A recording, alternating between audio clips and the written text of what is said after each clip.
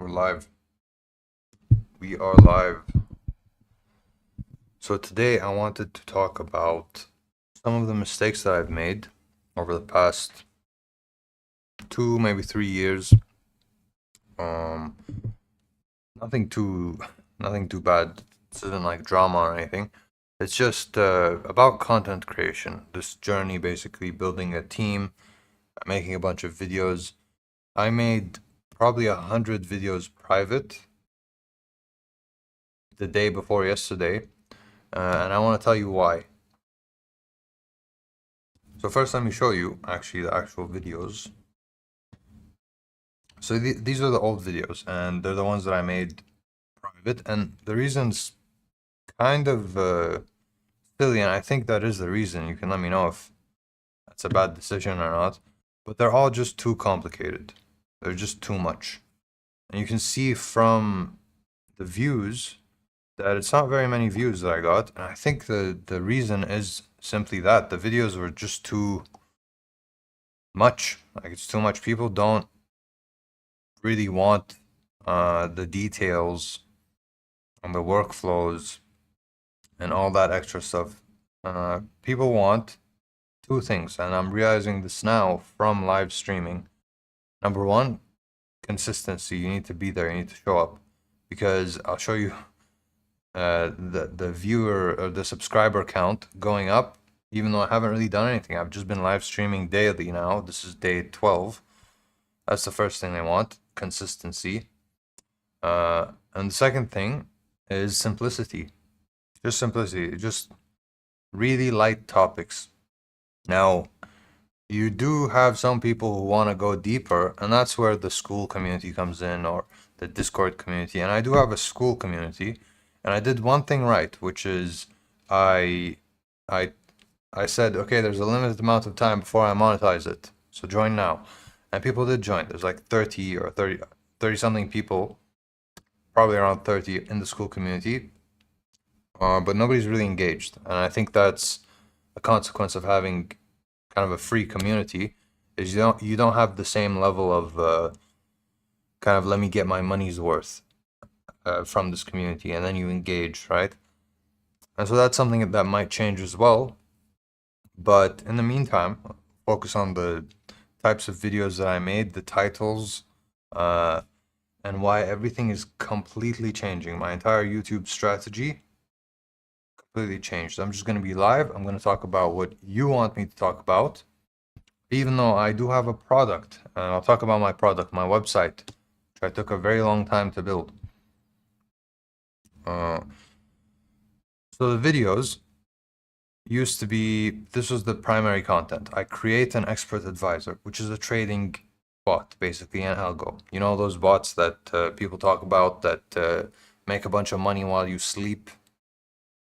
Well, it's complicated. They don't always make money the way that you build them. There's a lot of testing involved, a bunch of stuff. And I went really deep into it because I thought that this is really valuable, and simply on merit of the fact that it is valuable, people will just automatically appreciate it. I was completely wrong. There were some people, like I did get some comments of really enthusiastic people. Okay, I even got in touch with some people. People messaged me. I even got a call from a viewer. And this is all before I hit 100 subscribers. So there is that small percentage of people that genuinely will appreciate this type of content, where you do essentially what I've done, which is like 1 out of 8, 2 out of 8. This is all a series where I walk through exactly how I built this expert advisor, with the intention not necessarily of this is how you get rich, because there's a bunch of gurus out there talking about you do this, you get rich. The reality is just there's too much uncertainty. Nobody can guarantee in Forex that you get rich. But what you can do is just teach people, like, this is what's going on. This is why actually that guru who's telling you do this and you get rich is completely wrong. You can backtest it. You can click some buttons. And what a backtest means is just run a simulation. What if I did exactly what this guy said for the past like 2 years, starting from specific date, okay? And then you do that 2 years, and then you see the performance, and you realize this guru doesn't know what he's talking about. That was the content that I was trying to make when I first started this channel, and I made that content, but it wasn't getting attention. You can't compete with the snake oil salesman that way. You simply can't. They're just shining too many flashy objects in front of you. They're giving you dreams, literal dreams. They're like, here's the dream, have it. And so when someone like me comes along and says, hey, you're completely wrong, this is not going to work out for you, it's like I'm saying your dream isn't going to work out, and automatically attention fades. And so I need another strategy. And I heard a quote, just Instagram scrolling, someone called the Viralish, okay, or kind of her name. She said something really interesting though. She said, entertain the masses, educate the interested, and sell to the invested. That's kind of like perfect, like when I think about it. This entire YouTube thing is the entertainment side of things. School can be the educate side, and I shouldn't try to merge them together and do some educational stuff here. I should just entertain. Make all this stuff that we learn actually fun. We can learn, but the fun comes first. The fun part, it has to be fun. And that's what this side is. School community, for the people who do want to get educated, that is in its own little domain. That's not for everyone. But I won't reach those people if I'm not entertaining enough to bring people onto, into this community really. And then the selling part, like we haven't even gotten there. Like it's just too far away at this stage. And so I'm focused now on entertainment, which is probably my biggest mistake. I wasn't focused on entertainment in the beginning. And that's really what YouTube's all about. Now, this example that I just showed you isn't the only series that we've made. Here's another one, for example. It's a Silver Bullet EA. And there's a lot more. But I tried experimenting with different types of videos. I made a video where, we do kind of like news. And my team did a really good job. I had a team. I had the thumbnail artist, copywriter, video editor. As a matter of fact, what sparked this entire discussion today is I just got off a meeting with the video editor, and I talked to him about like, hey, like what we've done failed. We did it for a very long time. We did our best, and the sad thing is he did such a good job in terms of quality because I'm very hands-on. I know how to edit video, and so I'm very specific, and he met all the criteria. Like he's exceeded my expectations, but my vision was just wrong. It just wasn't a good vision. I wanted that quality, and I just kind of threw everything else that's more important, the marketing side. Nobody really cares about quality, and when I think about it, somebody like PewDiePie, horrible video quality, especially in the beginning. It was a joke. It was a literal, like, so much of a joke that it became like an inside joke. It was just a thing. And yet he's one of the most successful people. He got it. He did the consistency thing. He was just there. He did the entertainment thing. He was having fun. And that's what I'm realizing now is something I completely missed, which is by far more important than quality. Quality is a trap. It's a trap. If you're making videos and you think, okay, I need to have that high quality, and then you get into all of the investments and show you what I mean. The light, right? The microphone. Got another light here. The camera. It's shooting in 4K, S-Log, and then put onto OBS. And then on OBS, because it's S-Log, there's the color conversion Rec 709. And because it is 1080p, it's downscaled from 4K. And what you end up with, quality. Like, check this out. I can put this here, and you can see just how beautiful this is, the quality, right? The lights, everything. I got the filter also, so everything looks nice. Nobody cares. Only I care. Maybe like a couple people who make video and who understand like how interesting the camera stuff is, they care. I got a CPL filter, but nobody cares. And this is like the hard, kind of painful truth, if I'm being honest, because I wasted a bunch of time on quality that I've come to realize. And I'll talk about something similar when I show you my actual website, which is kind of like that. Like I tried to put too many features in. But yeah, I do want to show you one thing about the quality, just an example about it. So we made these videos, these shorts.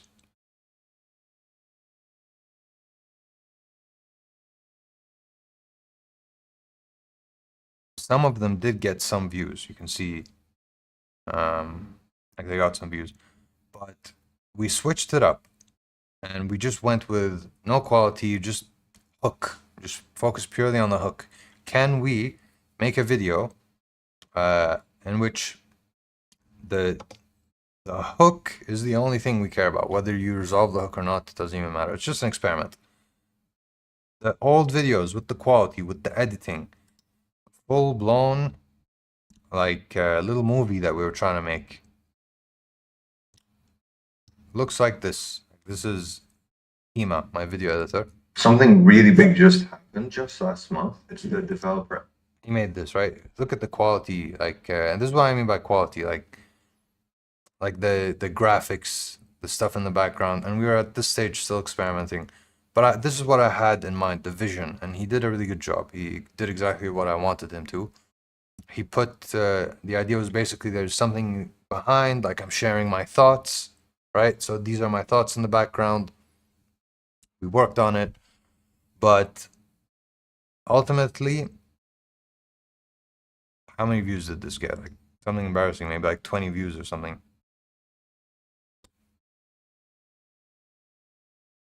I'll go back and find it. Literally 20 views. 20 views. Nobody cares. Nobody cares. And then something else that takes a couple seconds. Just look for that hook. This one got 1,000 views. And I know 1,000 is small. It's like nothing compared to like these people who get 1 million likes, let alone views. Okay. This is a 28-second video. Garbage. Okay.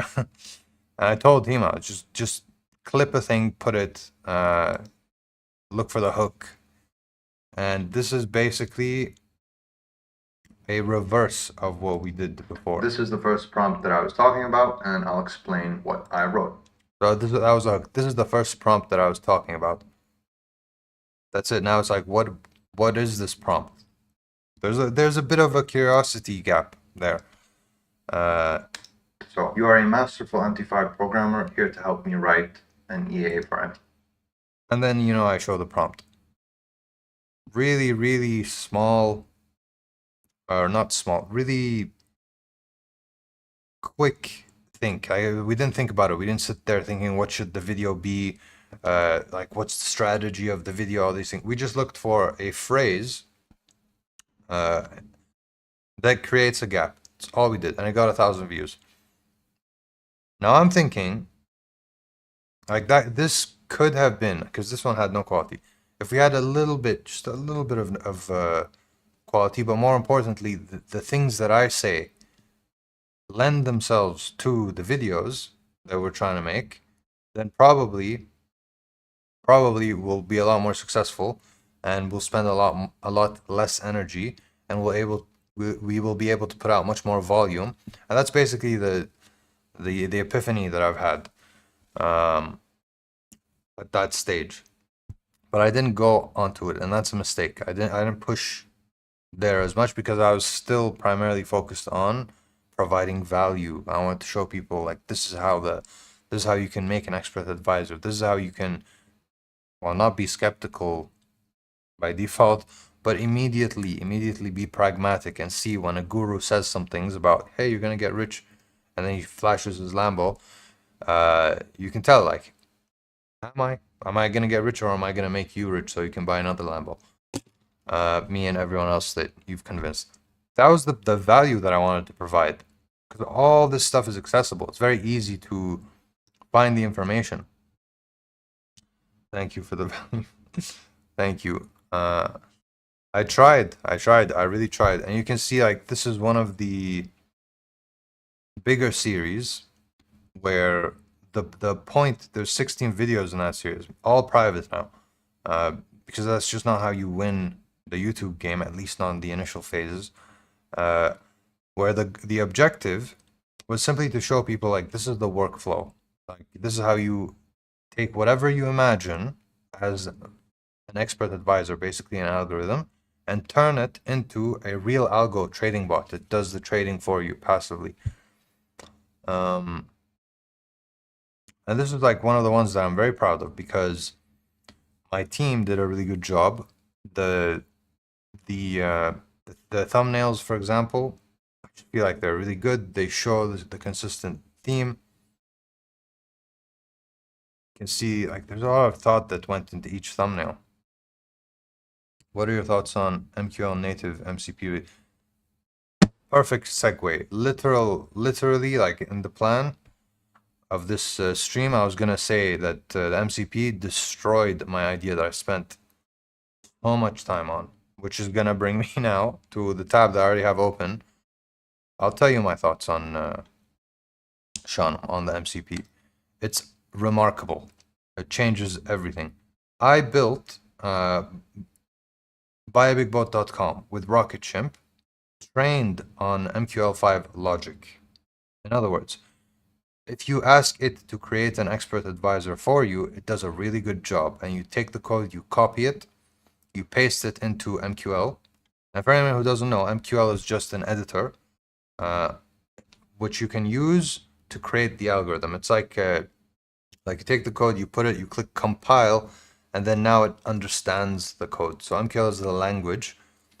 And then you can just make RocketShip get that code or create that code, you put it in MQL, you run it. The MCP came out, and what Sean has just mentioned here, I just want to make money with vibing and becoming financially rich. We all do. FS driver. What MCP context protocol does is it makes it so that Claude Code can directly control the editor,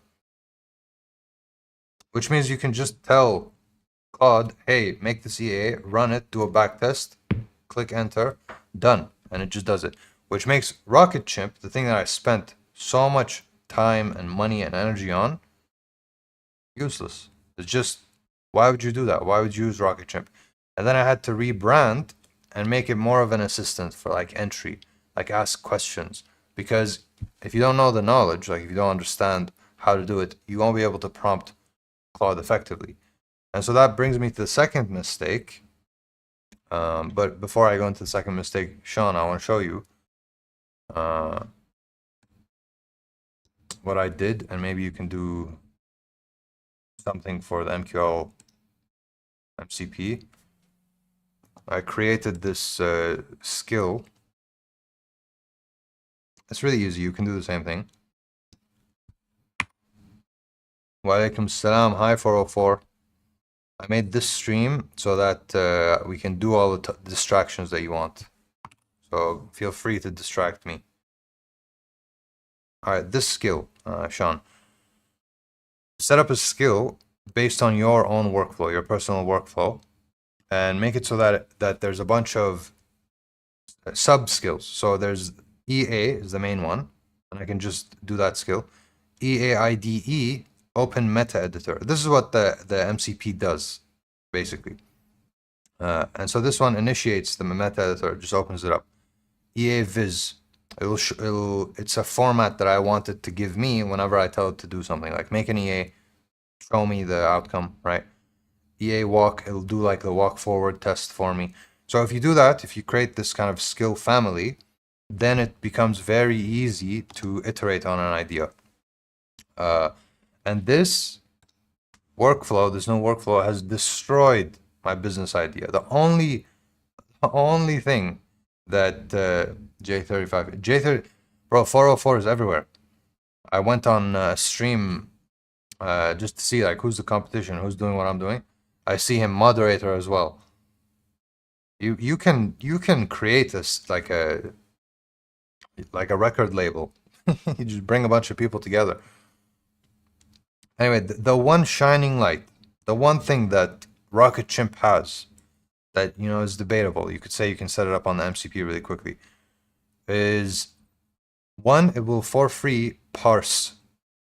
So if you do a report, you go take a report from MQL5, you can just right click, export CSV, you get the back test result. And for anyone who doesn't know, that's just the results of the simulation.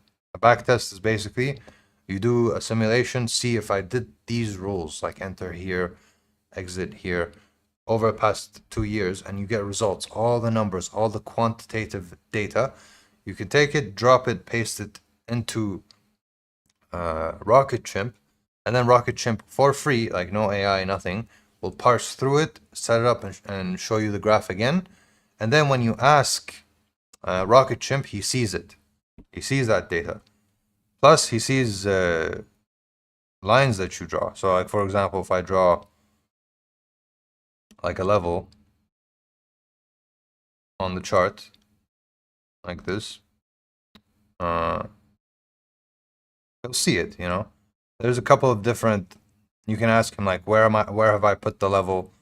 You can do arrows, squares, lines, trend lines, and it just helps you with the idea. That's the one thing that I have right now. But the problem, the overall problem, is it's too complicated, and I'll explain what I mean. Let me just read the chat a bit, but I'll explain what I mean over here on this page. Bro, Suge Knight and you are his Tupac. Record label. Boys, like the stream so we can get on the front page. Thank you. He's mod everywhere. Yes, he is. I joined there's Jillian. Jillian is a streamer also. I saw him over there and I was like, are you cheating on me? Because I didn't know he's a streamer everywhere, or he's mod everywhere. And then, she followed me back, I followed her. So he already is bringing everyone together. Ain't no way you also mod here. Nobody's here for me, everyone's here for him. I'm the one streaming. Like, what do you... You ultra... I'll continue talking about... distract me, I'll finish this topic and then we'll talk about what you want to, okay, 404? Clearly you know how to get attention better than I do. This whole video is about my mistakes anyway. So one of my mistakes probably is I should listen to people. But here's the thing about the page, the Explore Seeds page. What I wanted, and I think this is a good idea. I think that sharing chats, like imagine if you can do a chat where you talk about your expert advisor, or you create an expert advisor through the chat, and then you decide, similar to how GitHub works, I'm going to share this chat to the public, and then you put it out, and then someone comes along, sees your EA that you built through chat, decides, I'm going to branch this, but I don't want to start from the end. I want to start from somewhere in the middle. Like he started off good with this expert advisor, but as soon as he added this new indicator, or he tried to go in this direction, it stopped working, and I can see that. So I'm going to branch from over there, take this chat, this open source chat, kind of, you can call it that, and take it in another direction, and then reshare it. And I built all that. But from a marketing perspective, I got no attention because I just wasn't there. Going back to what I was saying, live streaming. GLM 5.3. Okay, we'll do that. You were tuning local model for training purpose. Yes, that's a new thing that I'm working on. Clean quality, brother. Thank you. Thank you. Spent a lot of time on it. I have a little light over here as well. Sounds cool. Thank you. So all the functionality exists, and you can go on the My Chat page and you got these chats, and you can right click and you can organize your chat kind of like with any other AI, but you can share seed and you can share with people. But here's where I made the mistake, and I think this is like the main thing that I did wrong. I thought that it would be cool on the page where you actually access all the chats like that everyone did, that there should be bots and you can talk to the bots. So I built, because I already built Rocket Chimp, very easy to kind of duplicate it and get more. I built this bot, R2D2, and I had fun with it, right? This is me, Yusuf, testing it out, you know. I built Astro Boy. Of course, you got Rocket Chimp, he's the original. Bumblebee. We all like robots. Come on, like, if we're talking about bots. Astro Boy. Wait, this is the same guy. BMO. We love BMO. Come on. BMO is the original AI. You got Optimus Prime. Of course, you have to have Optimus Prime.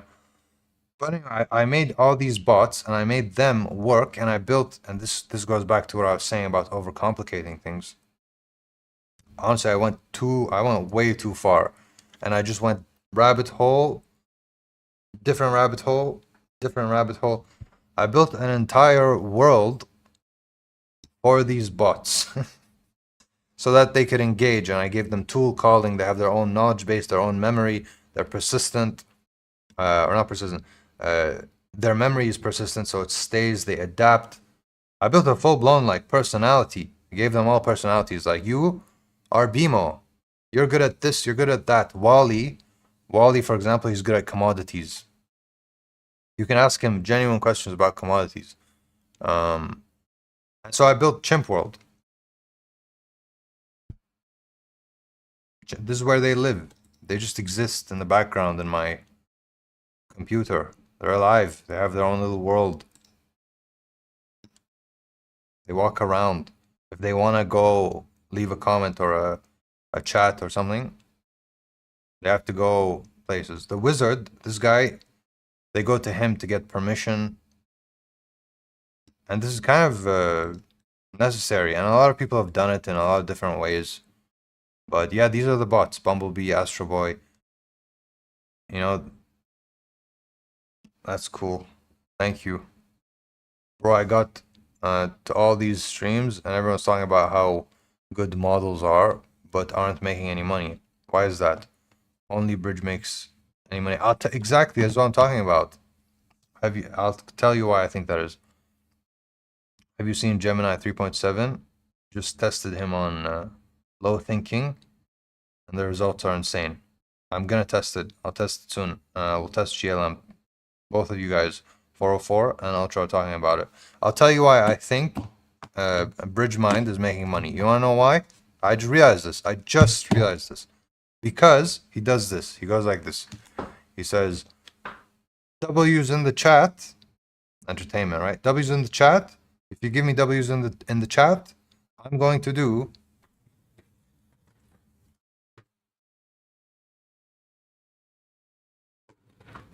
I'll do 10.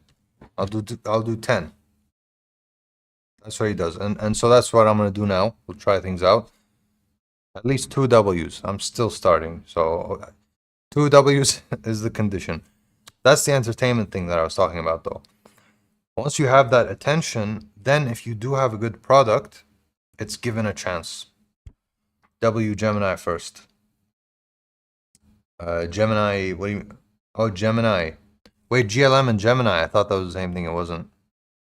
What are you working on, bro? I'm just streaming. I'm working on a lot of things.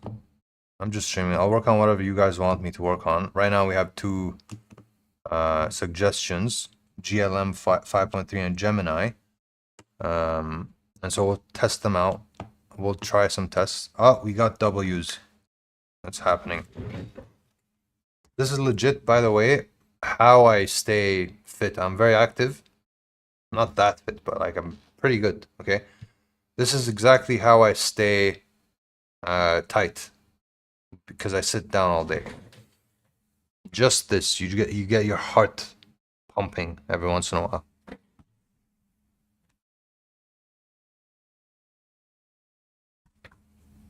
See this? you gotta protect your delicate hands because you're a programmer, right? You're a programmer. You need to be able to properly type. Look, type fast.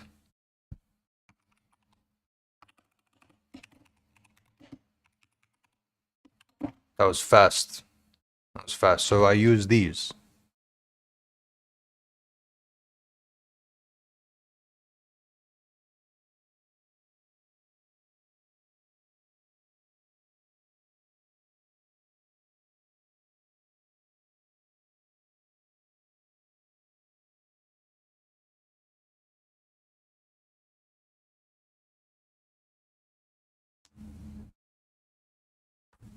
No, but seriously, what I actually do, I felt the heart just now, like little pump. Those are 30-30.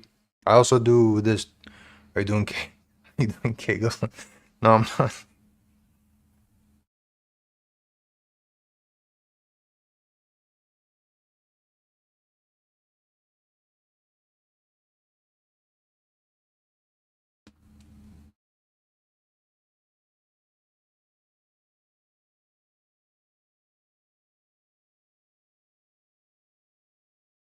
I felt it. I felt it. A little bit of. You do that every once in a while, especially when you're feeling. Like when you sit for too long, your joints. I don't want to say ache, but they you feel loose. You're not tight. As soon as you feel that, that's as much as you need to do. I'm beginning to feel a sweat come down. And I stop. I just stop. That's more than enough to stay to the point where like you can move around and do stuff. Do I look funny when I'm doing it? My current Python algo stack is Claude Code, Terminal with Paperclip AI, BMAD, and memsearch. This is gibberish to me. Basically turned Claude into Hermes agent X10. Are those different extensions like giving control to Claude?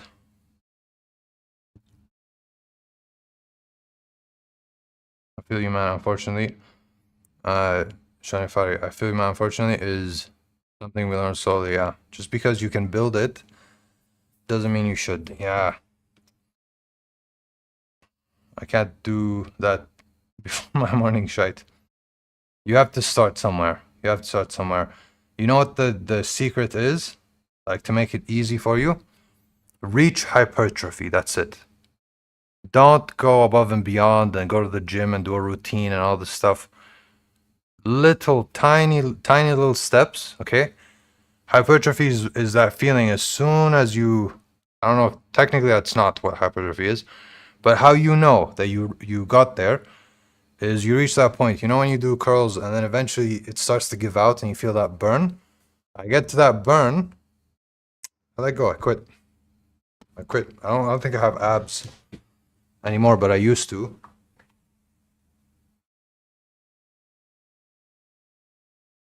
I got like it's enough. You know what I mean? For the minimal amount of effort that I'm putting in, that's perfect. You know what I mean? It's like maximizing it. That's where you start. Just reach hypertrophy once or twice a day, and then go sit down. Like forget about it. You do that over a long enough period of time, and then you're good. Back to what Shanfari was saying. Yeah, you build it.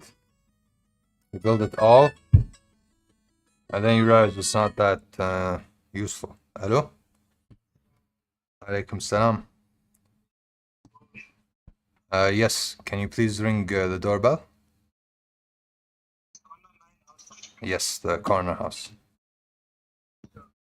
Okay, bye. I ordered the pre-workout. Mine is done.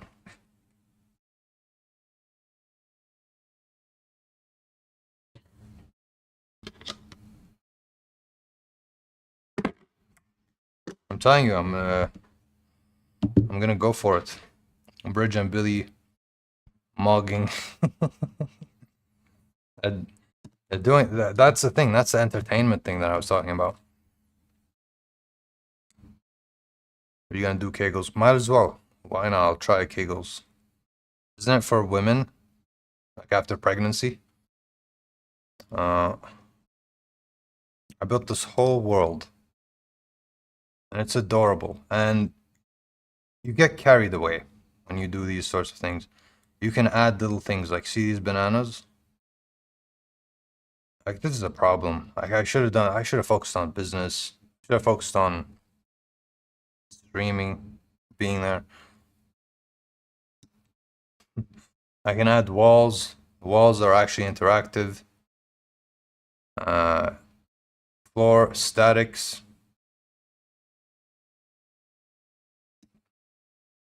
It's funny, honestly. Flora opens up a whole section. You got bushes, trees. I'll throw in like a fern. Throw in a fern. Okay. It throws this fern in.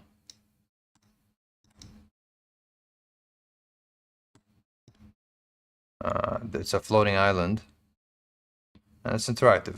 Anyway, the point that I'm trying to make, and this does kind of work, is these guys go ahead and actually leave comments, engage, they do stuff, and you can see them chatting, and they're experts. I made them experts on everything. All this, and still no attention. What I should have done is this exactly. Stream, and, you know, talk about it and see what do you guys want? What do you actually use? And then build that. They mostly GitHub repos to pimp out Claude's brain. Oh, he was hyped today. I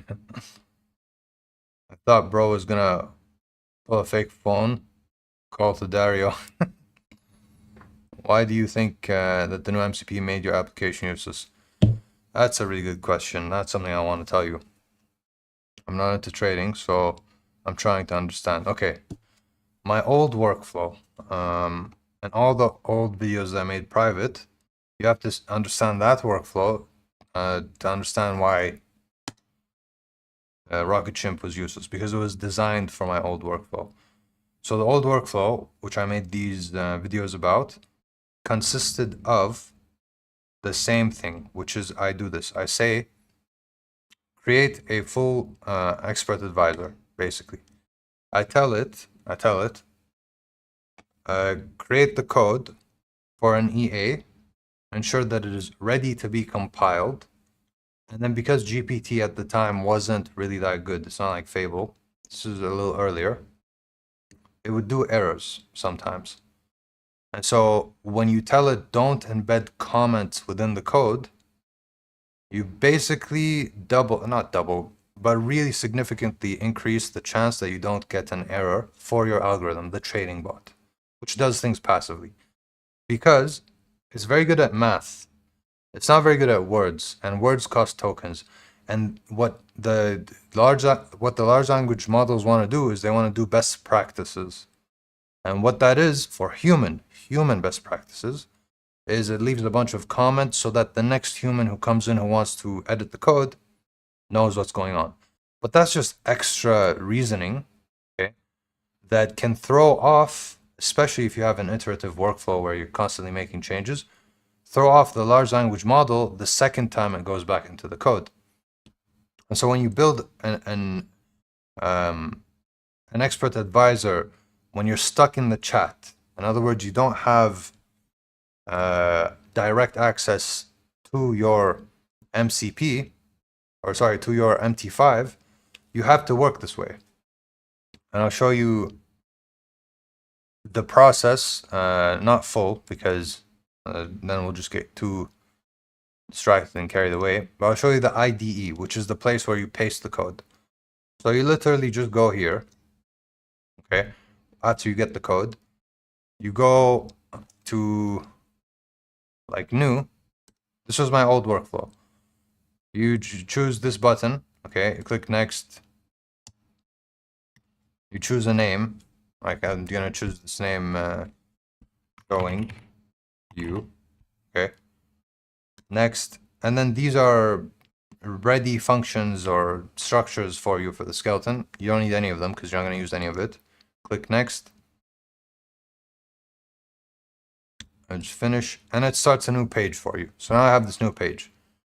Click here, Control A, delete it all, and then paste whatever GPT gives you into here, and then click compile. And then these two buttons, one of them does the simulation that I was talking about, and one of them does like a live run, also demo if you want to do simulation. All that, everything that I just explained to you, okay, everything I just showed you happens like this immediately in the background when you use the MCP. But not only that, the MCP can actually directly pull and see all the code that's there.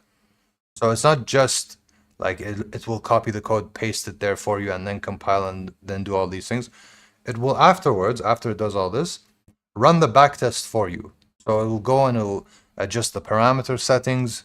It'll go change like every single one of these settings. So if you have an expert advisor, you have all these things that you can change. It will go and it will change all of them. It will test different settings. So you have one of them is 25. You can do, let's do it from 25, then 26, 27, because this is one, all the way to 250.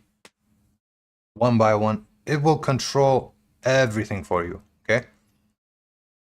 So Rocket Chimp workflow, specifically for MQL5, is now outdated because the whole purpose of it, the way that it was, that I trained it, is so that it's already gives you the code without the comments embedded within it. It gives you all this MQL5 knowledge because you can just get the documentation. It's called RAG, Retrieval Augmented Generative AI, where basically it genuinely gets trained. Actually, not trained isn't the word. It uses the documentation as an index. So it references it, and then it's highly accurate. Not trained. You're not training the model. All that, also when Fable came out, just became unnecessary because it doesn't make nearly as many errors as it used to. 6 months ago, literally just 6 months ago, Rocket Chimp was still useful, even with the MCP. Now, I don't know, you know, and so I have to rebrand. I changed the knowledge base already, pushed it away from MQL5 so it can do PineScript as well. I've made it so that it's like it helps you understand different strategies, not write the code. And I'm gonna make it so that it can help you prompt as opposed to help you create the actual expert advisor. And it simplifies things for you. So for the first timer who doesn't know what any of this is, who doesn't know that there's an MCP, then it can be useful. That's the position I'm in. And the mistake that I made the first time was I just chose a very narrow niche. Like I chose only MQL5. If you're trying to build something and you genuinely believe in it because you use it yourself, that's not enough. That's not enough. Like there's some advice sometimes that you see online where somebody says, like, if you want a good product, it's something that you would genuinely use yourself. Most people wouldn't though. Like people are unique enough that you can have something, and then the amount of people that have that same thing, that use that same thing, are just so small that even though there's low competition, even if you win the competition, it's just so narrow that it's not going to be a good business for you. Widen the scope as much as possible and target the wide demographic. Talk to like the real feelings that people feel. Like one of the things that everyone feels, what I'm talking about today, is when you try to build your own thing, whatever that thing is, and you try to show people. It goes back to what I said earlier. The three things: entertain the masses, educate the interested, sell to the invested. This is from Viralish. I saw her, just type her name. She has like an Instagram. So now, Viralish, everyone will know the spelling because it's a very difficult word to spell. bridge product in the CLI is Hermes. Bridge, yeah, it's called a bridge. The MCP is a bridge.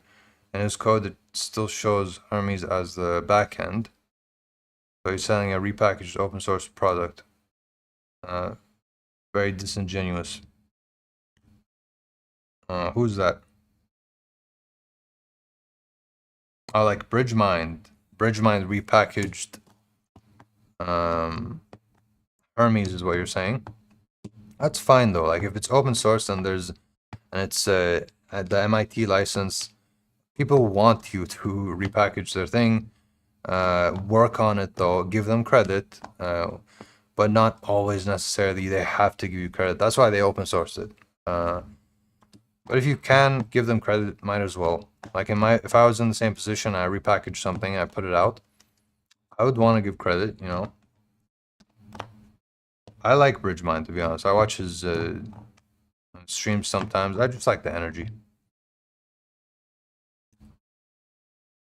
I believe you should build on top of the MCP. I tried. It's just I can't guarantee security because look, it's really easy to build a website and have a database and have and fully configure it, good system architecture, row level security, all that stuff. Because I learned it from like a real programmer. You can't learn, well, you can learn it online yourself, but you can't risk it if, like if I build an app, if I want to build on top of the MCP, I would have to build an actual app that you download on your desktop. The variables become considerably more in terms of security. So if I'm going to ask people to send me money, it's not about the money thing. It's just about can I genuinely, with my amount of knowledge, the level that I'm at in terms of system architecture, have enough security to say, listen, nobody's going to access your bank account information. That part, I'm kind of confident that I can do that. But then your email, that's different. All the data. So like you do back tests, because for the MCP, there's data. It shows how much money you have, all that financial stuff. That's where I just simply, I'm not at the level to do it yet. I do want to work on it, and that has been something that I've considered, but I just can't risk it until I'm fully confident. And I actually tried. I already tried for myself. I'm gonna build that for myself first. I did the EA skill. But one day, inshallah, I'll have it and I'll give it to everyone. And that will be Rocket Chimp. Fully manifested, evolved like a Pokemon. You know, maybe he becomes Rocket Ape. Why not? I don't know. If you have a chat that can use RAG and skills to give more accurate results, it would be better than Claude on MCP by itself, I assume. Yeah, I agree. 25. Also, Fable is restricted to $100 sub minimum. Oh, damn. Actually, Rocket Chimp is using Fable. So that is a good thing to know for me because it could help. Hi, man. I can help you vibe coding. Help me. What are you building? I got some experience in full stack. Nice. Full stack meaning like you're a full stack developer. You're familiar with multiple languages and how they go well together.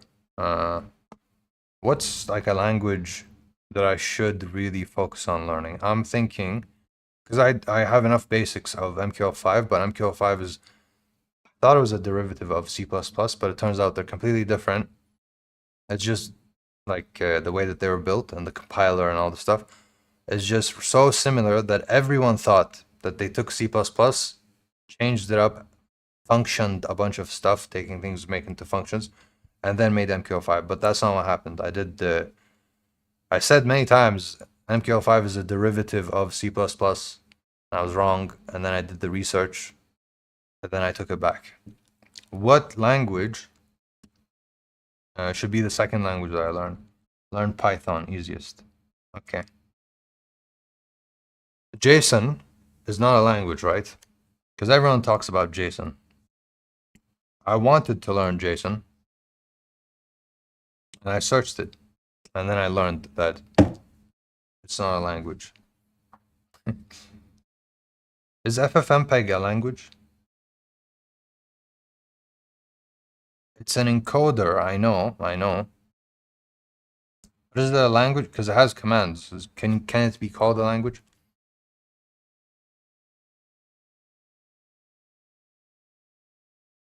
If you build a product where you can change model, it will always be using the most advanced AI and won't be vendor locked into Anthropic or Codex or whatever. I'm using OpenRouter, and I had that feature, that functionality, and I was deciding whether or not to just let the user choose the model all the time, or just me choose the model for the user. And I switched between the two. Right now, I'm just choosing the model for everyone because you let me know if I'm overthinking it. I do tend to overthink. Sometimes the user will expect a lot from RocketChimp while using a cheaper model, and it just doesn't do a good job. But on Fable or Opus, it does do a good job. And so right now, and on Gemini, always bad. Like even the Pro one, I don't know why. Maybe it's just the way that they train the models.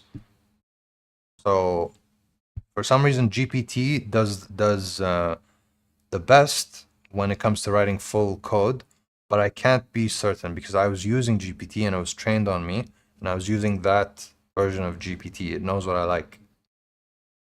So it's between Anthropic and OpenAI. Yes, it is necessary to give credit.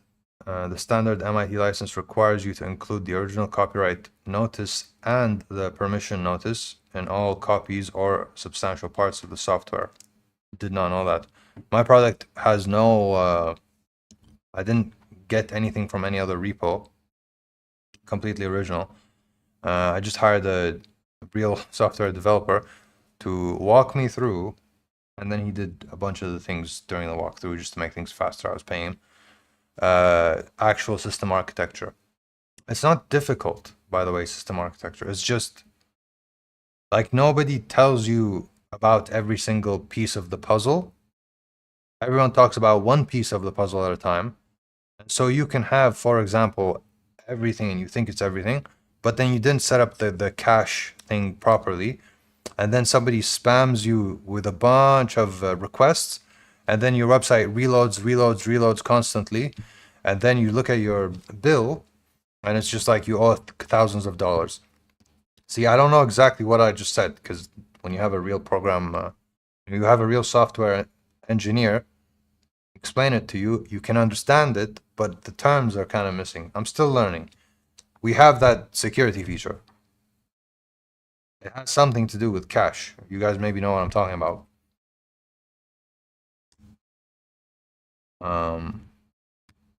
Hello, sir. Hi.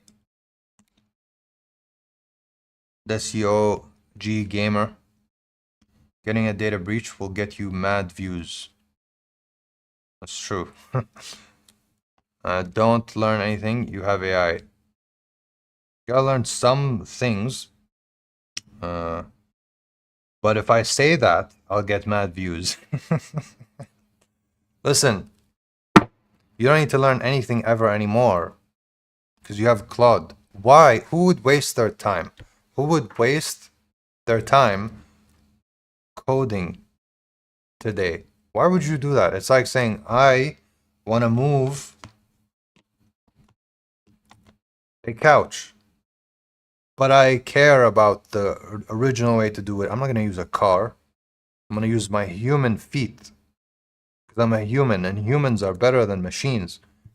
You and your car trying to, or your truck trying to move a couch. I moved the couch, I'm better than you. Don't learn AI, or don't learn code. Learn AI only. JSON is syntax format, yeah. What if I just call JSON a language moving forward? I just trigger people on purpose. Like I learned to code in JSON, that's my main format. I sometimes switch to .md. Some people call it Markdown. I don't know why. Like, just call it what it is, .md, you know? No need to overcomplicate things. Sorry, I'm 15 and learning Python. Is that good? You have to ask J35404. Stop. What is bug? Come and Cloud can't fix then. Listen, that's the OG gamer. You really, really don't need to learn any programming language. Look, no, seriously. Seriously, this is my actual opinion. The amount of code that you need to, the depth of how much you need to learn code has decreased. There are some things you still need to know, but it is possible now, depending on who you want to be, to learn less than you would have had to learn before. Like me, for example, personally, I plan on getting other people to do the deep logic stuff. As somebody who wants to be more of a people person, I'm here streaming, right? The CEO of my company. How much code do I genuinely need to learn? As somebody who's talking about code and recent events with artificial intelligence, how deep do I need to go into like AI? Not nearly as deep as like system architecture, in my opinion, because with system architecture, a lot of new people are coming in, vibe coding, who have no idea about the importance of system architecture.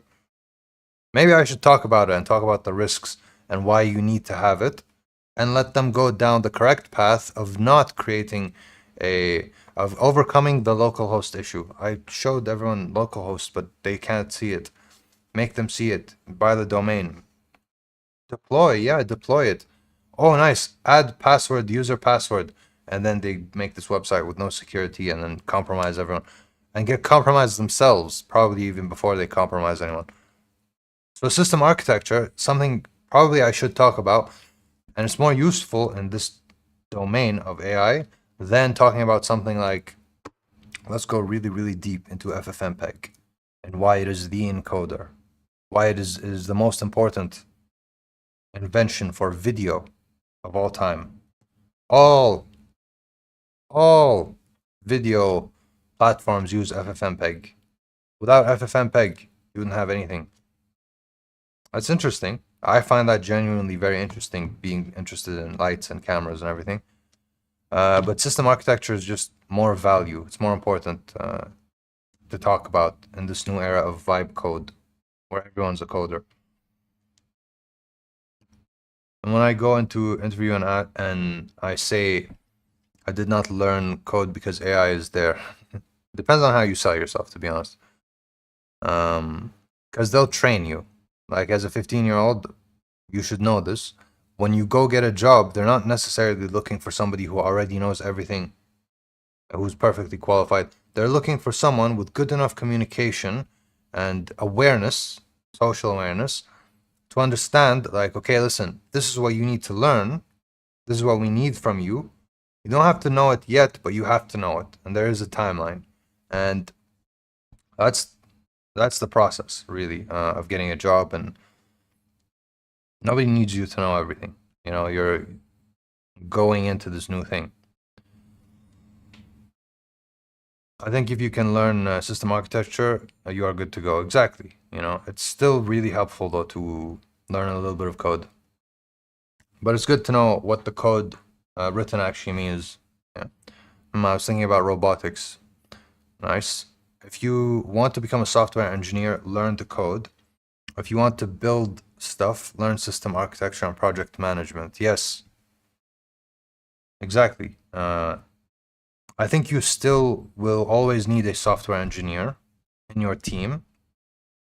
And I think that there are many software engineers out there who are willing to actually help you if you are willing to, I believe me when I say this is true, look into their world. You don't have to get it. You really don't have to get it. Show enough interest, because to become a software engineer is an arduous process. You spend a bunch of time learning a bunch of stuff. and nobody cares at the end of the day. Like, this button doesn't look good. Can you please fix it? I don't like how when I click it, it takes a solid second before it flips around. Why? That's not clean. Make it polished. And then you talk to your software engineer like he's Claude. Instead of doing that, like, ask actually, like, what's the problem? Can you share it with me? I might not get it, but I'm genuinely curious. How did you solve it? Like, what are the things that you learned? What did you try? What is the debugging process, or not debugging, troubleshooting process? If you do that, if you say that to a software engineer, all of a sudden, they're like, you appreciate me. Here, I'll do everything for you. I would know, but I did that. I said that to a software engineer. I was curious. And that's how I learned system architecture quickly, really quick enough that I built the site and I understand it. Probably took a couple months because there's a lot of little things as you're building the UI and everything else.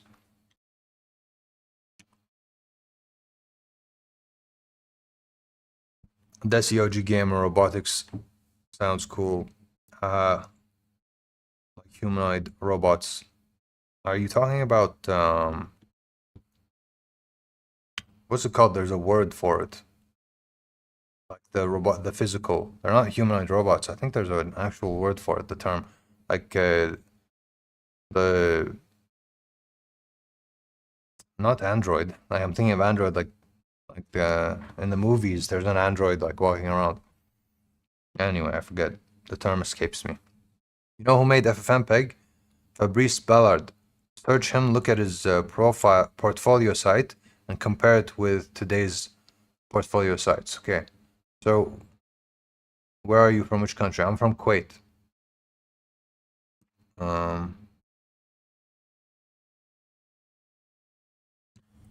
I think we've covered all my mistakes. That's the point of the video, and I just wanted to say, because like that's why I made everything private. It's not like there's anything that's a secret. It's just an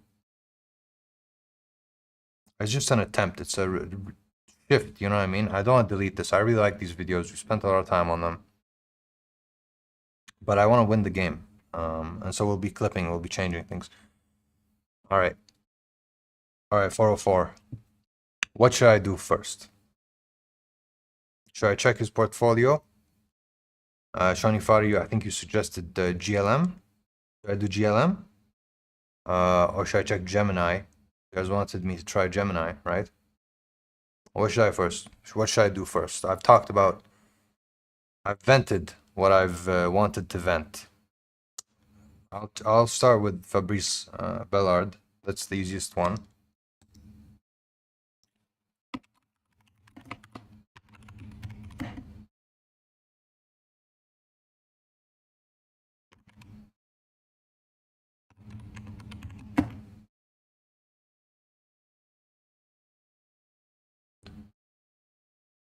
When you say portfolio, are you talking about his website?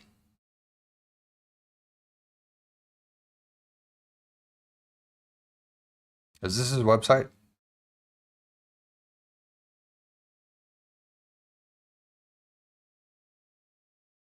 Wow. The guy who made FFmpeg. This guy's a legend.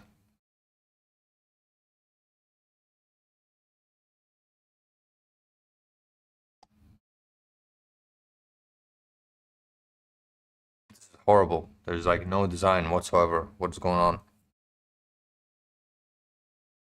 He doesn't care. Yeah, he's one of those people. He just made the product so useful. Doesn't matter what it looks like. It's just, it's functional. There is no better alternative. I win. So I don't care. Like that's probably a mentality. Like, let me just make it useful enough for, like, here's my portfolio. This is what he's thinking. Here's what I have out. These are the links. End of story.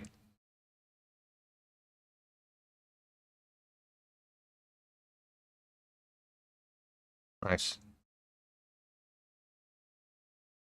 Anti-gravity CLI. Gemini 3. 7 Flash. It's really fast.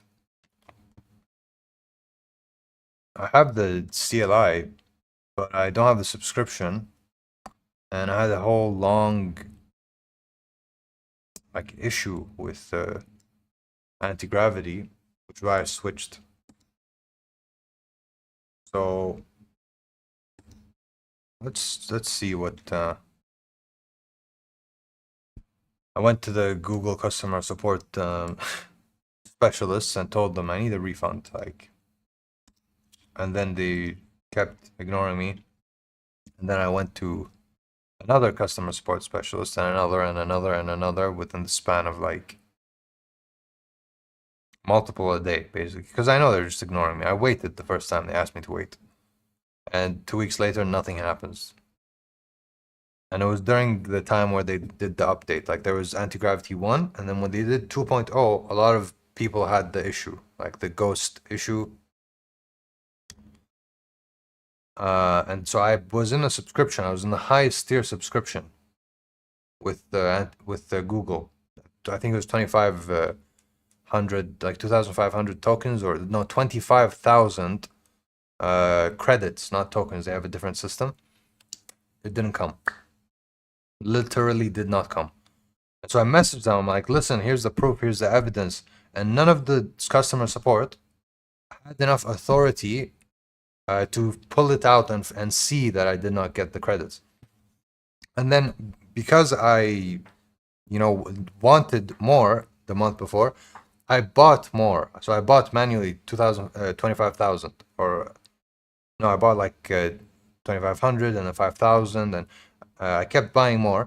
And so they saw all that and they're like, look, you used this many, which is above your subscription. And I'm telling them it's above my subscription because I bought it on my own. Like once you hit the limit, you can buy more. And it was just horrible. It was just horrible customer support, refusing to acknowledge that it's possible for Google to make a mistake.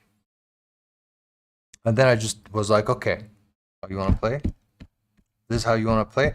And I dedicated a day. Actually, I dedicated more, but it took a day to just ticket after ticket after ticket of like, I want my money back. I would like my money back. No, thank you. Send me my money back. I didn't receive the product. I'm entitled to get my money back. Money back. And the way that I approached it was, I'm going to put it on the side as just a thing because they take time to answer and they tell you, please wait, while I check with my team. I was just watching movies. Please give me my money back. I'm entitled to get my money back. Eventually, they broke. I didn't break first. They broke and they said, okay, sir, okay, we can offer you a full refund. Really? Really? I had to do that. I don't know how many tickets I opened to finally get the refund. And so that's why I don't even care if Gemini gets to the point where they're just the best. I'm not going to use it. It's a customer support issue. You're not too big to fail, like honestly. That's my situation. I just went on a full vent rant. I'm sorry. Like you didn't have to. That's my bad. Had to let it out. You know what I mean? But I got the refund. It's cool. Like it's all good. But yeah, this is some of the old projects that I was working on. This was my entry into vibe coding. And to be honest, it's a good product. Like anti-gravity. I believe this is the 2.0 one, and I have the legacy one as well. I'll open that. No need for a subscription. You can use it with free plan. Okay. So this was the old version.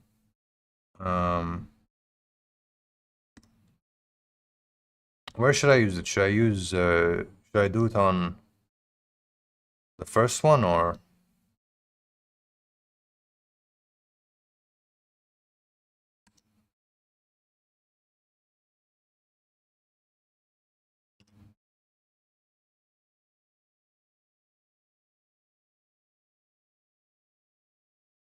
CLI Gemini 3.7.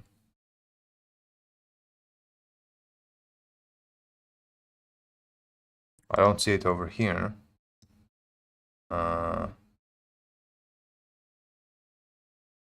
I got Gemini 3.6.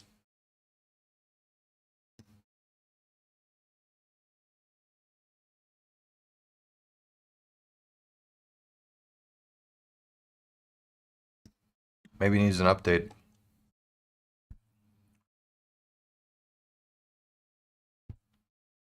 Anyone still in the chat?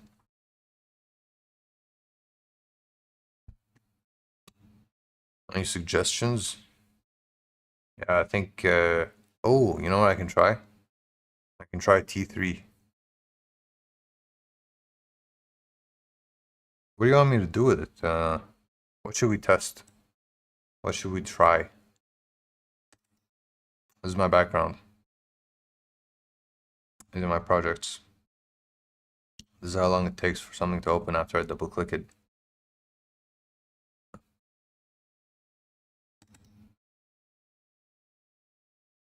I double clicked it. And there we go, we're back.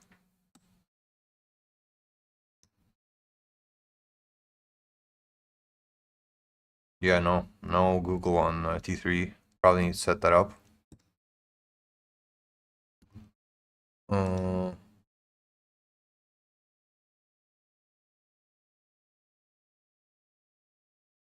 Just a sec, guys.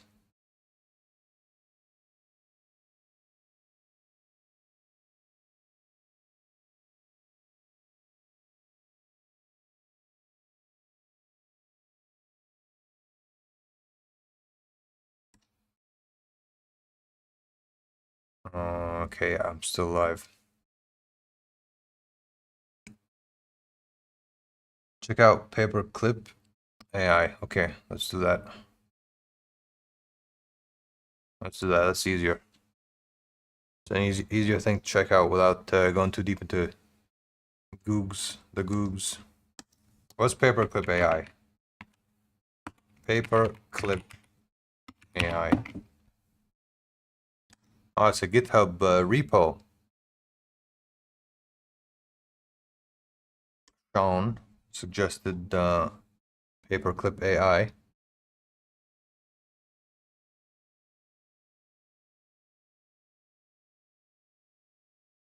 A team of agents for every person.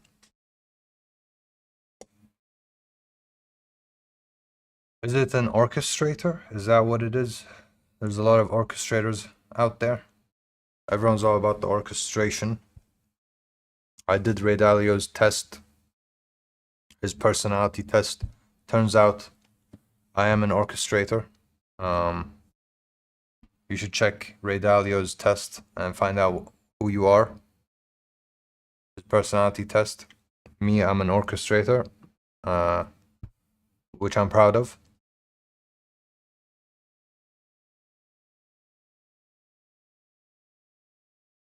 Alright, if Paperclip is right for you, you want to build autonomous AI companies.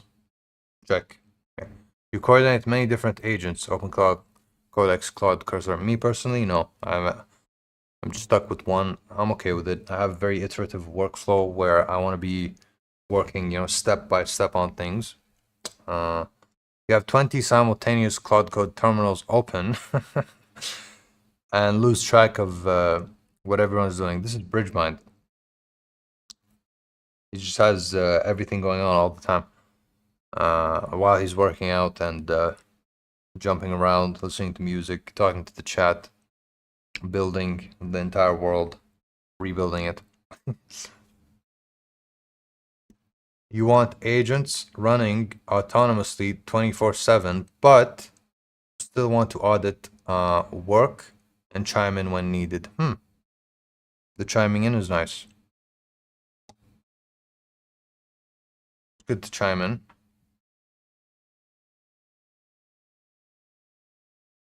You want to monitor costs and enforce budgets.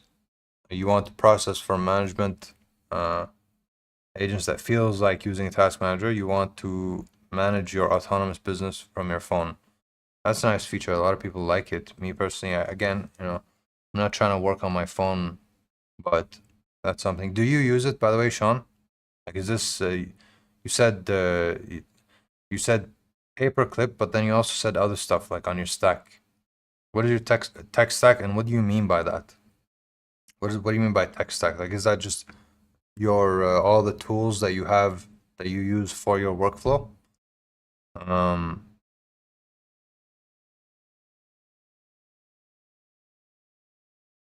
I've heard like I hear it in podcasts, like people talking about their stack, like this is my stack. I've never used it. I've never said that that term, and I've never thought about what is my stack. What is my stack? I mean, really, it's just Cloud Code. It's good though. Like, you don't need that much for your stack. You can do a lot with Cloud Code and skills, and you use environment variables. You set up a bunch of localhost CRUD apps that get initiated, that do stuff. You have a bunch of deterministic programs that you trigger via your Cloud Code, and that's enough. Like, it's not like a huge thing, but it's good. I want to read this roadmap. But first, let me show you what I mean, like on why something as minimal as just using Cloud Code and prompting it is good. I've shown this before, but like I use these, like for Chimp World, for example. I use these maps. This is a widget called the OV widget to map out all the things that I want Claude to do. And there's different little things that get triggered, and this is the architecture. I don't know if you can call it architecture. It's a node graph, depending on like the websites that I build. It shows you the genuine architecture because it shows you the layers. But if you build something that's just local, it'll adapt and it'll just give you a node graph with these different levels. So obviously with Chimp World, you need a bridge. That's what this is here. It's a bridge. And so this does show you the system's architecture. Starting from Godot, like the app that's on local, and that's the first ones, how they connect to like the world, and this is just the environment that I built. And then the bridge, and then it goes on to what it can and can't do, how it connects directly to my website. Obviously, to keep it secure, they behave just like users, like regular users. Point is, with something like this where you map everything out and you put it into your workflow as you prompt, it becomes more expensive. Every single prompt that you do becomes just a tiny bit more expensive, because essentially what I'm doing here is I'm logging everything, so that later on when I revisit the code to make the changes, to do whatever I need to do, like I said, I have a very iterative workflow. Everything's very accessible, the problems. And so in this case, you can see like there's some things that have high priority, a finding that has a high priority. Chimps have no way to upvote, monitor, pin, or rotate anything. Okay. I don't always want to work on everything. Sometimes it's like, let's leave it to the side. It's not a priority. It's fully functional right now. So that's the thing that the chimps just simply can't do right now, which humans can do. Because one of the things that I asked Claudie to do is to make it so that the chimps have all the functionality that a human user would on buybigbot.com. And so that's a problem. It goes against what success is as I defined it. And yeah, so you do that for all your projects. Then you don't really need like a very complicated stack. You don't need lots of orchestration. You don't need this running in the background to do everything. You just need time. You need to sit there. You need to be a big part of the process. Very hands-on. The work involves lots of typing. But what's nice is you can just stay on low mode, like Fable, low. I go to the medium effort in the beginning, and then when I'm iterating, I just go back to low.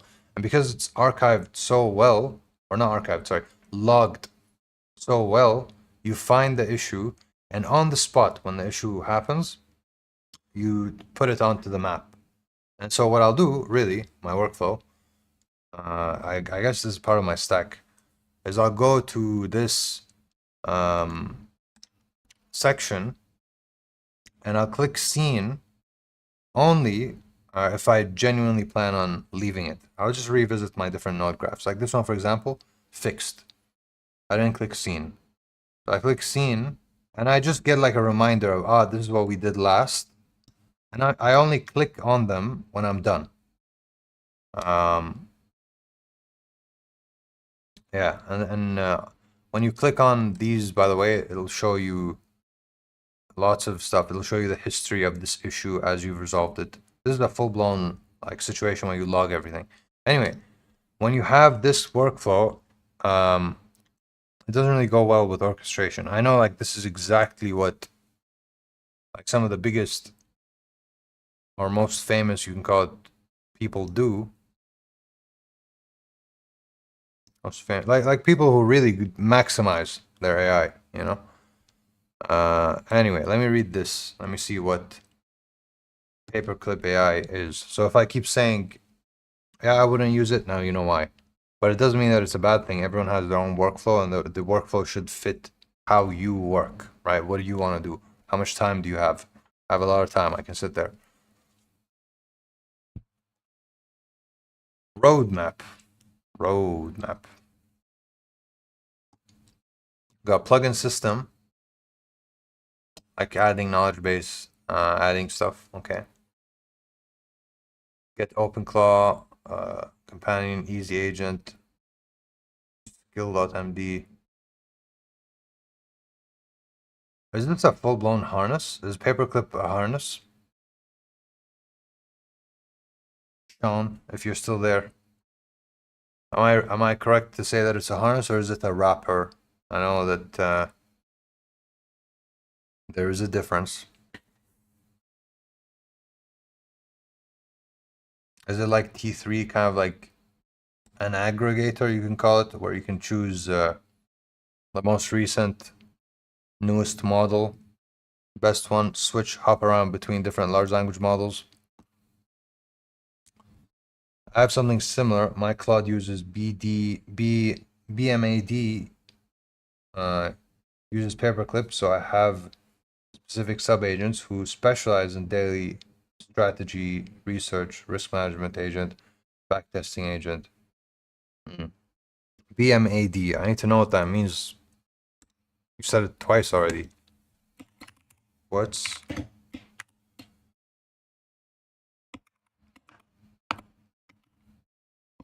BMAD? I swear to God, if it's something like really simple, like I should have just known it. Like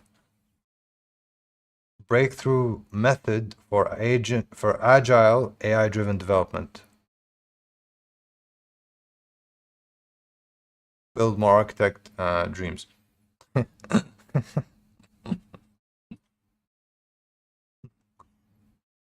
that a joke?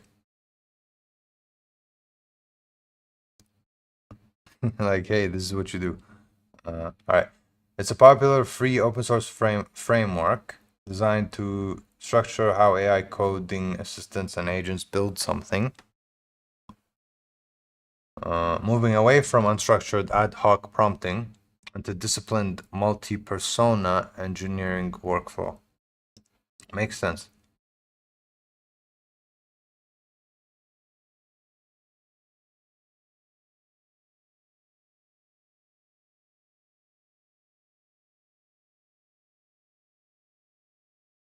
Build more architecture. Breakthrough method for agile AI-driven development. Makes sense. It is kind of like an orchestrator thing, multi-persona engineering workflow. Like having different, this is what I should have done actually for Chimp World. With Chimp World, I just kind of had it set up where, yes, there are these different bots, but then there's one wizard and they're all programmed to go to the wizard for their next mission.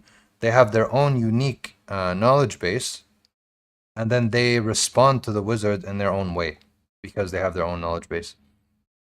So it's simple, really, the way that it works. And then also the knowledge base gets adapted based on the physical location there, and that's why I'm using Godot for gaming, because it's just perfect for that.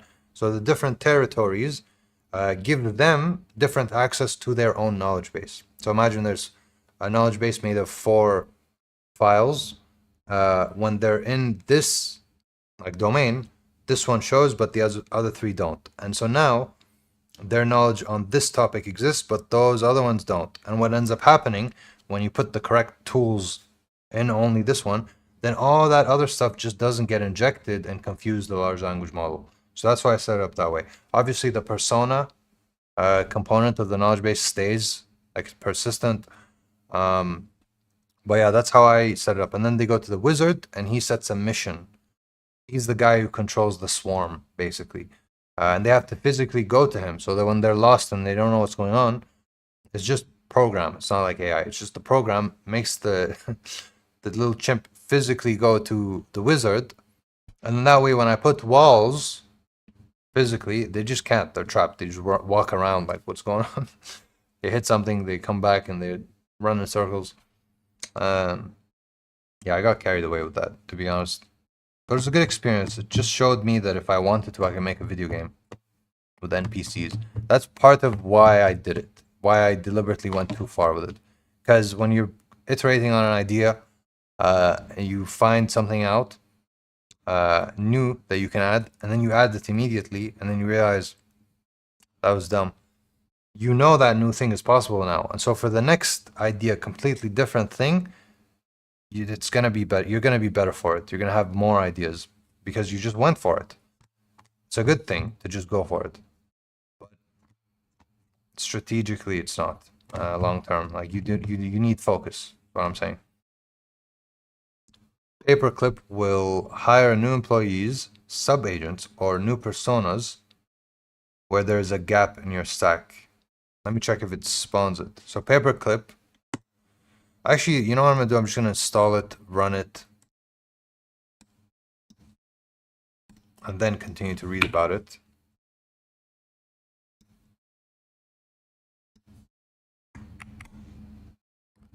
Just a sec, let me send that prompt.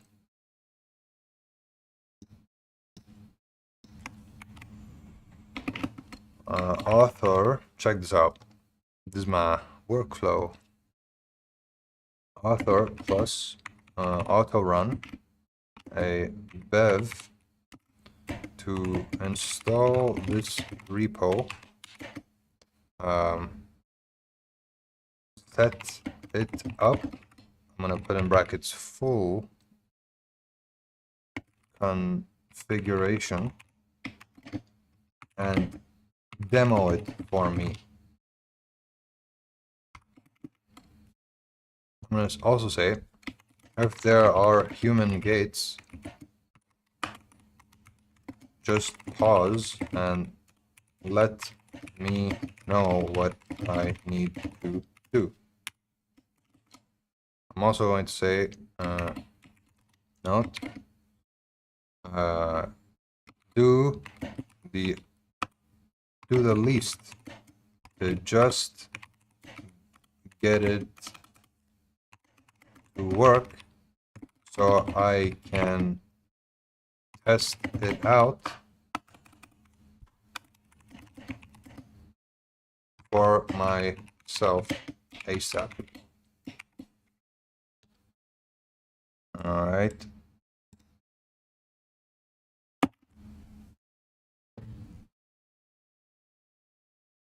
So that's just gonna happen now in the background. I'll put it over there now on that screen. And let's continue to read about Paperclip, figure out what it is. Maybe Paperclip is the future. Paperclip will open up a local server in your browser, then you control everything in the browser via Claude. Assalamu alaikum. Wa alaikum assalam. Primash Tien. Hello. What's up? Not much. We're trying this thing, Paperclip, which honestly everything confuses me. Orchestrator, wrapper, aggregator, CLI. Just find words and throw them in there. It's a thing that you can do, that you can use, I should say, to do things. And we're gonna try it out. We're gonna try it out. Sean over here uses it. He has a tech stack. He does his thing with it, and essentially, what we're going to do here is we're going to try it out. We're just going to see. I explained my workflow, so I don't really see myself going down this orchestrator route where you have a bunch of different agents. But what if I learn something new and it changes the game? Maybe it really does change my mind. So let's actually try it out. So what I have going on over here, it's automatically downloading Paperclip or installing it from GitHub. It's going to run it. And then we're going to try things out. What should I build? What do you think, Prime? What should I build? What's something to build?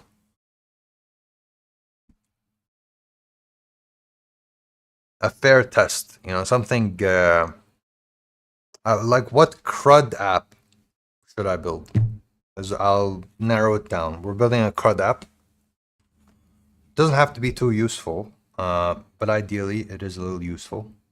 Something that we can maybe increase our productivity with. Like, I mean, games work. We can do like a nice little game that works as a test as well. Let me think. I'm thinking too. A little notepad app, but then give it a bunch of features. We can say like, let's upgrade autocorrect. Let's revolutionize autocorrect or autofill. And then just add a bunch of features. Because AI is an extrapolation machine. You probably can build really good other extrapolation machines, like a calculator, you know. No, that's a bad idea. You guys come up with something. 404, are you still there? What do you think? You're usually pushing for a bunch of things.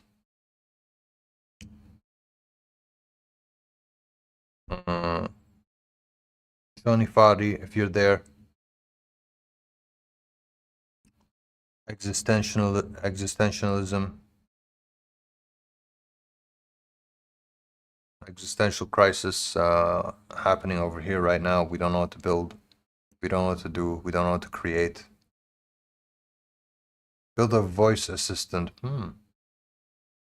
Honestly, that is a good idea, but I'm afraid of how it will mess with the voice of OBS, this mic. So unfortunately, we have to reject this idea. But it's a good idea. I like it. That is a good idea. But we can't do mic stuff, unfortunately. Because I'll click it, I'll set it up, I'll say do this thing, it'll go play with the microphone. Then I'll go mute. And then you can't hear me and I'll be like,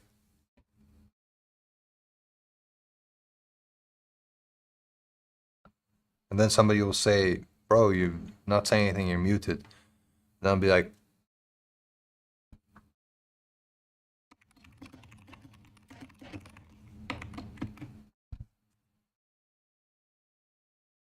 and then we just go down this rabbit hole where it's a good idea, you know? I went way too far trying to explain it. Could have just said no. It'll mess with the mic. Got you out. I'll think of more. I spent too long on that. I'm sorry. Yeah. We're just waiting for Paperclip anyway. We don't have anything to do.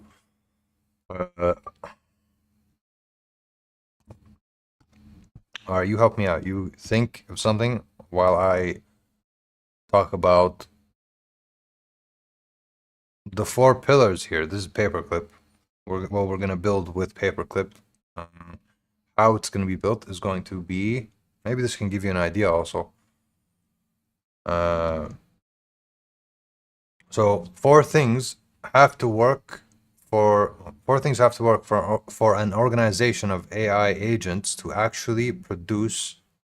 Okay, these are the 4 things: the tasks, the org, the training, and the infrastructure. Paperclip is built around exactly those 4 pillars. Create a motivational AI which speaks over audio every 5 minutes to tell you Every 5 minutes. You telling you how you're doing based on what you're doing in Claude or in AI. I have an idea. I like this idea. Let's do it. I'll make it. It's a variant of what you just said. I'll make him hear or not hear. Read the transcript. Wait, that still would mess with the mic. Okay, we'll build the beginnings of it so we don't mess the mic. Where he says things every 5 minutes, and then later on when I'm done streaming, or at the end of the stream, where if it messes up, whatever, we'll just end the stream. I'll make it so that it hears the mic, okay? And then, based on what I'm saying, it says, oh wait, no, volume. What if it goes with the volume? Like if I speak too low, it'd be like, project your voice. Motivation. Like, come on, Yusuf. Project your voice. What are you doing? Or something like that. Is that what you mean, motivation? Or maybe like go with a nice fun vibe, where it's like, you got this. And then it just comes out more visual, less mic, less risky. To be honest, I really do want to stay away from mic stuff.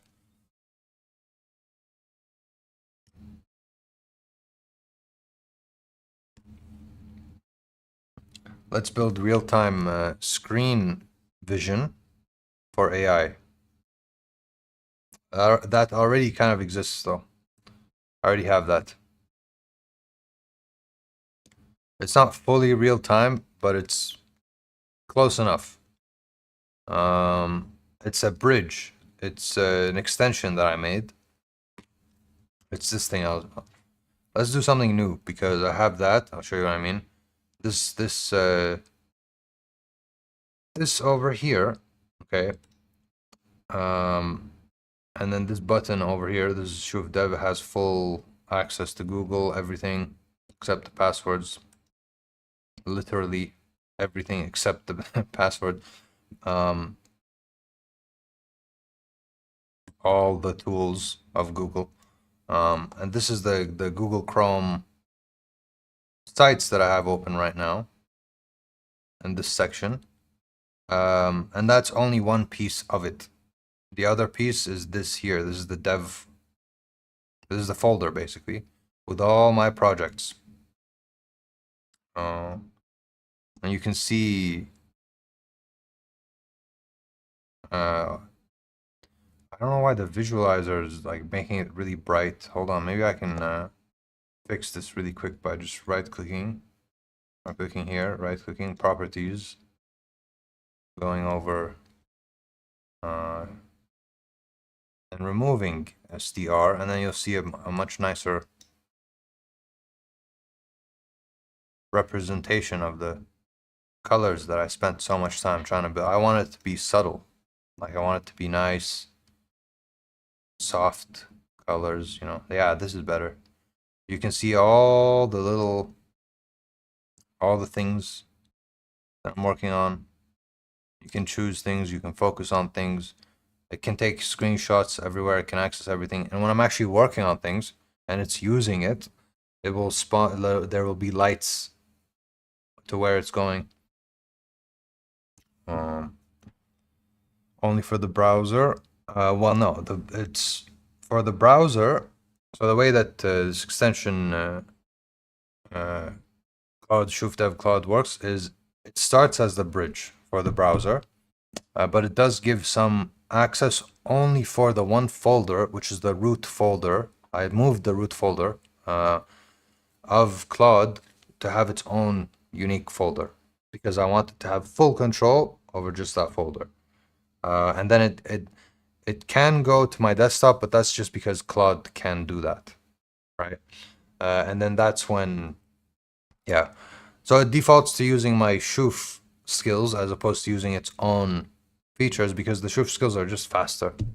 Like they're just way faster. It's a tool, you trigger it, runs in a deterministic way, opens that folder, whatever that folder is. And yeah, so it's just faster. Same applies especially to capture. Like when you ask Claude, like screenshot of this thing, right?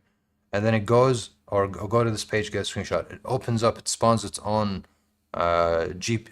Google Chrome, what do you call it? Like those black windows, you know? Let me see if I have it. I do have it here. Look, this is the thing that I'm working on, completely separate thing. This is exactly what I'm talking about. So you see how these Chrome, like this Chrome is like black. It doesn't have any of the settings and features of the one that I customized with my email. And this is like a sandbox environment that Chrome lets you start, and you can save an extension with it. And so this is the same extension. It says sand over here. Over there it says on. There's different levels of control. The maximum level of control, when I click on this, I don't know if it'll initiate. Okay, it did initiate, even though I'm not really using it. Opens up the debugger, and this is how you know you this is how you know you're in control. If you see this, the debugger, okay? But then this only removes a little bit of access. It can still do little things that don't need the debugger, like capture, navigate. It can open new tabs. It can do things. It can orchestrate, by the way, on Google, open a bunch of tabs and do things because it can access different tabs. I don't know if orchestrate is the word. Long story short, this is, I don't even know what got me on this rant. What started this? Oh yeah, I said no, I don't want to have that idea. We need new ideas, and it's still downloading, by the way, or installing and fully configuring.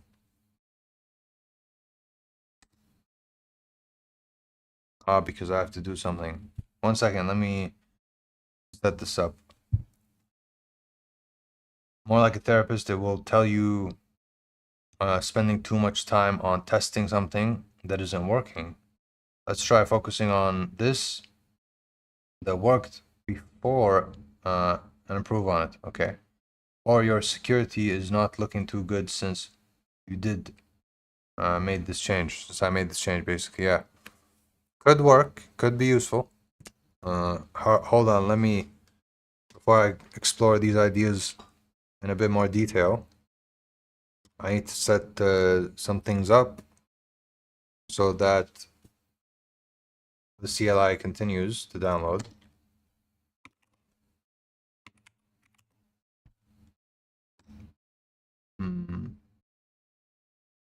This is onboarding for paperclip.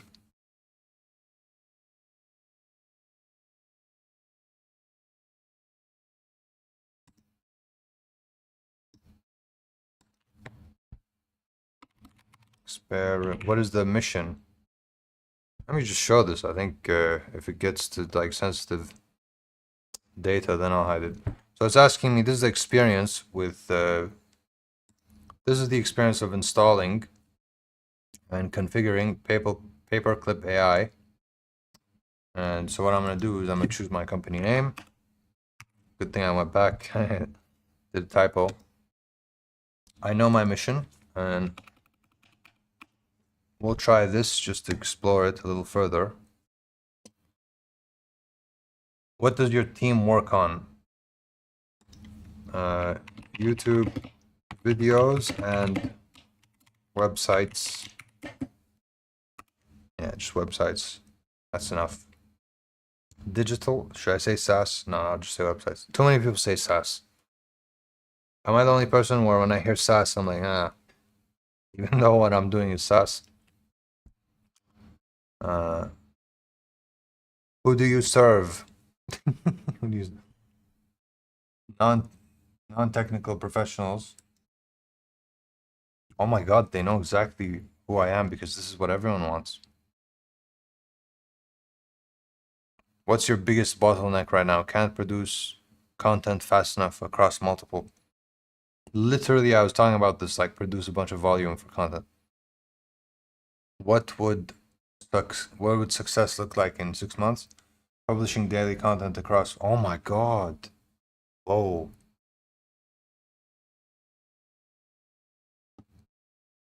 These algorithms are next level. What the hell? This is what we were talking about in the beginning. If you go to the beginning of the stream, I was sitting there talking about how okay, this motivation idea is a good idea. This is a sign. This is a sign. Like hearing those sorts of things. Like it should just tell me, this is what you wanted to do. You wanted to post daily. Post daily. At least make it today 500.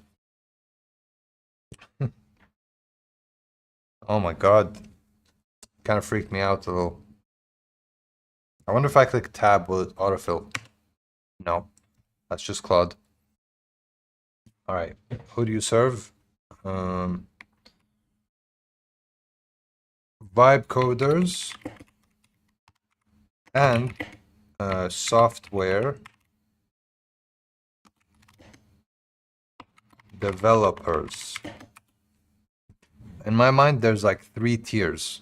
There's vibe code, or no, 4 tiers. There's vibe code, there's level 1, vibe code. Agentic Engineer, level 2. Software developer, level 3.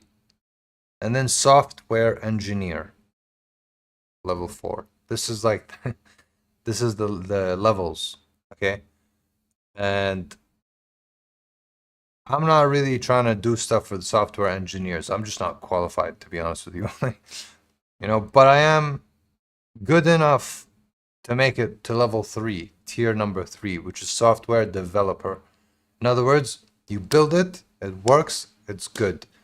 Are you 100% familiar with every single thing, exactly how Postgres works and all the vulnerabilities that Vercel and Supabase have already fixed for you because you paid them money? Do you know exactly how they do that? No, because you're not a software engineer, but you are aware of it because you're a software developer. That's basically the level. Does that make sense? Does that make sense?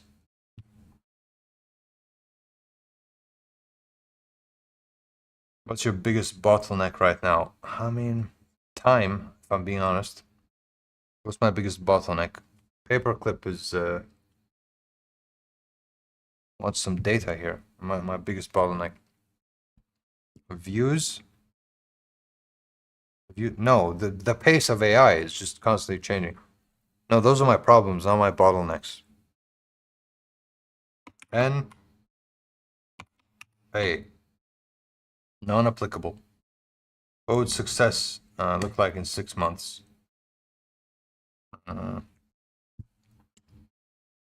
What would success look like in 6 months? Lots of exploration. I explored the world of AI, and then we basically explored it together. Generate. Okay, let me say, and streamed it live throughout the process. All right, generate my mission. Okay, nice. It generated this thing. Let's just continue. We don't have to dig too deep into it. You guys know I spoke about it. Name, chief of staff. My name is Jeff. My name, yeah. All right. Good or security. Wait, one good idea, but not like motivation stuff, but it's good to find a way. Right. It's good to find a way to stay on track while vibe coding. That's true. I do use my this is how I stay on track, like actually. Oh, I'll show you exactly how I stay on track. Got this over here. This is a to-do list. I showed my friend.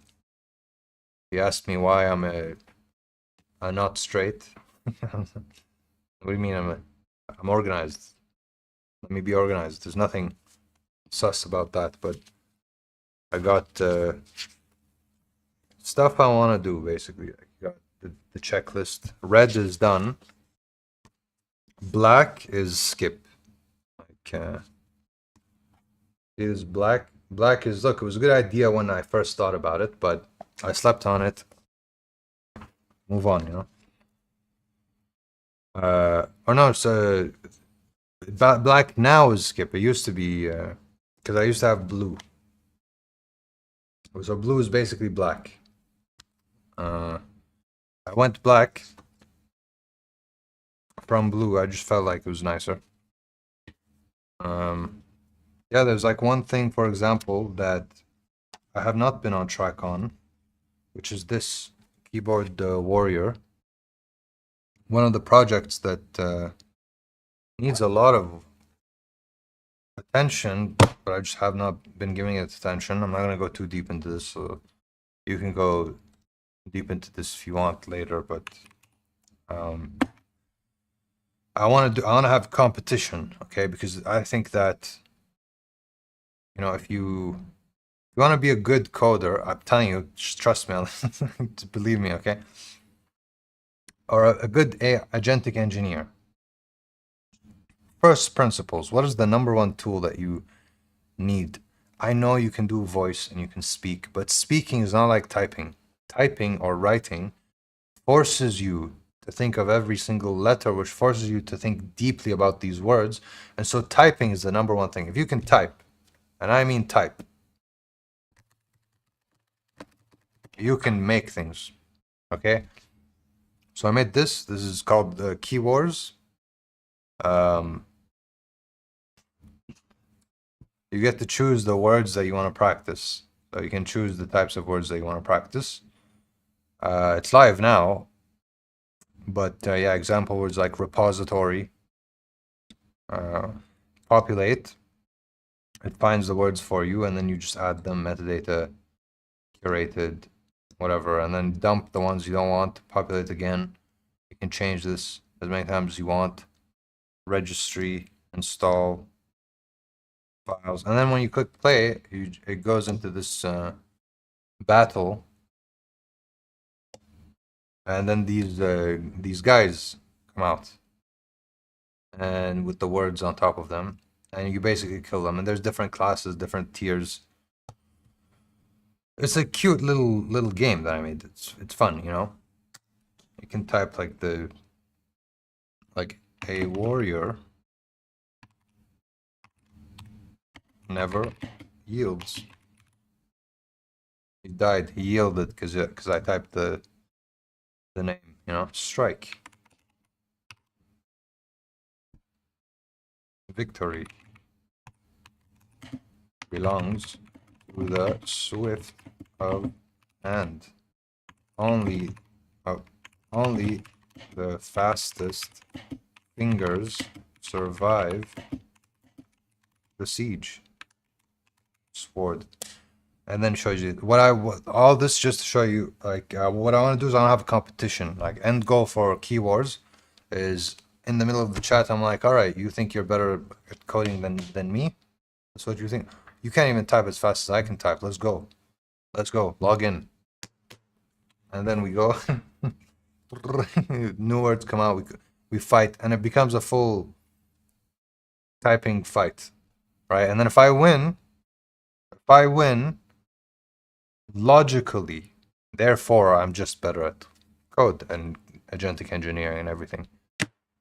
And if you disagree that this logic is sound, there's only one way to determine if it is or isn't. We go again. We go again. We see who wins. And that's basically the end goal of keywords. I'm not even close, obviously. I just push this project to the side. One of the things I want to do is also monetize this by putting Google ads. But yeah, all this just because you asked me how do I stay on track with vibe coding. This is how I do it with physical. I use this pen with the different colors properly, effectively. I like writing. I have fountain pens, which I always want to use, but I never use. Fountain pen. I really like writing stationary stuff. Got these fountain pens. I got this one pen with a tiny, like this is 0.18. Look. I know it's a little dark, my light doesn't get there, but 0.18. And that's when I'm full blown in like write mode. I'm gonna write now. Like I'm writing a plan, I'm strategizing.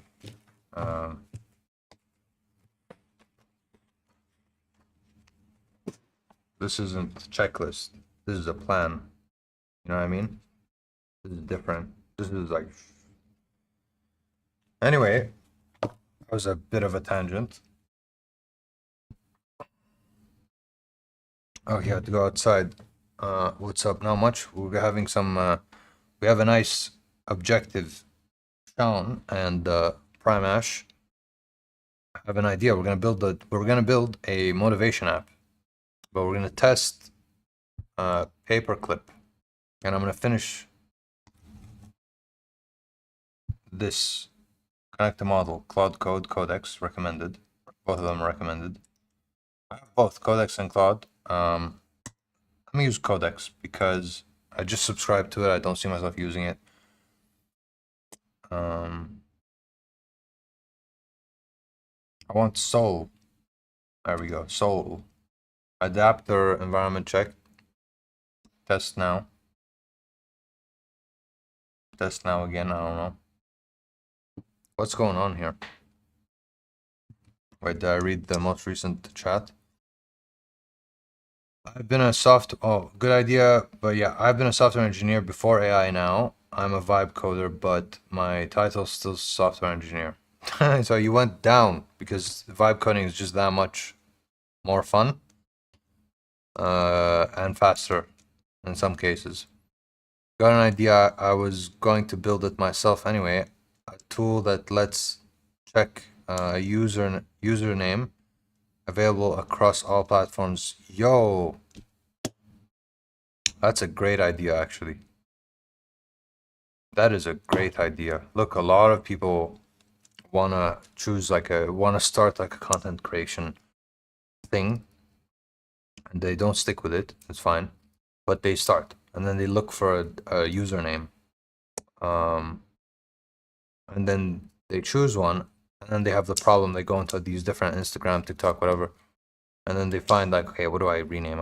Do I put an underscore in front of it? Do I choose the official, right? Official, whatever. So a tool that could very quickly go to all these platforms. Just really simple, but is it simple though? Because would they block it? Like different. Anyway, if you can figure it out and make it actually happen and put it out there, that would be a really useful problem to solve.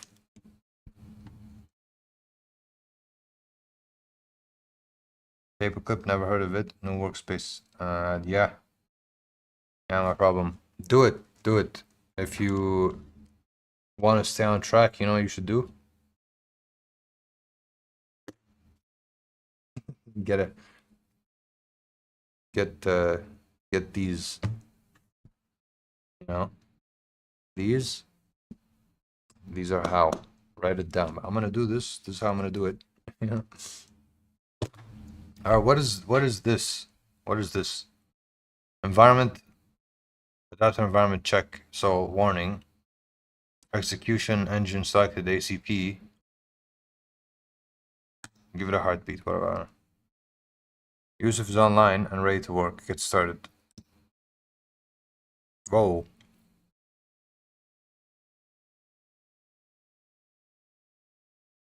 Whoa. I didn't zoom out. You guys didn't see it. This is what I meant by whoa. So this is your tech stack, right? Or this is your preferred platform to see what's going on in your work, our projects, agents, Yusuf agent.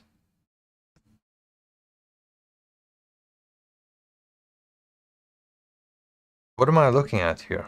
What am I looking at? So this is basically Chimp World, but not a game, and with much more features, right?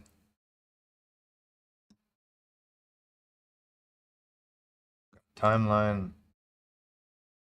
Honestly, So this is something I kind of care about a bit more. I really like the design.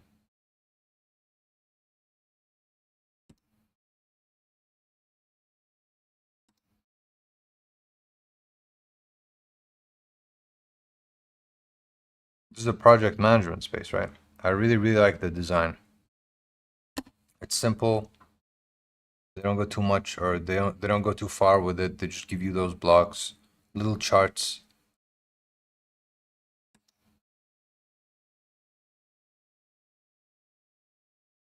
I think yeah,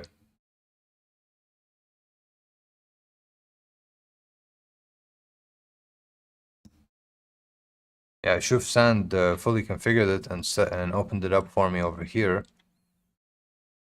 So we'll use this one instead.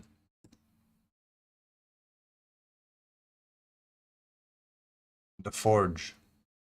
So apparently something is running here because Claude decided that something should be running.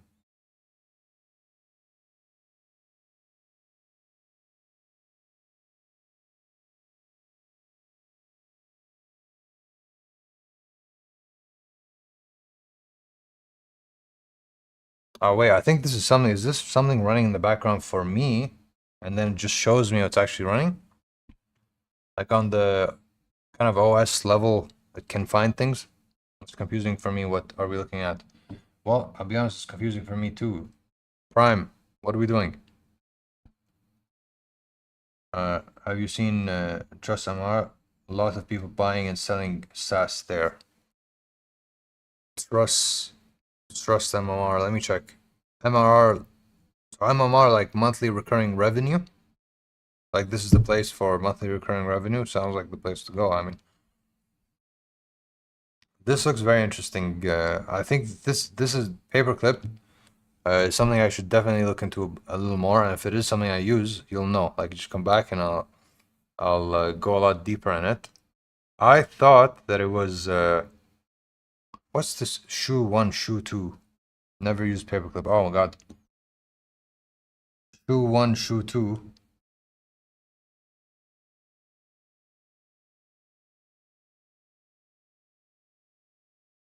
I think it's a project management thing. Anyway, let's move on. Uh, before we complete the closes page and check this MRR thing, the 404 is talking about.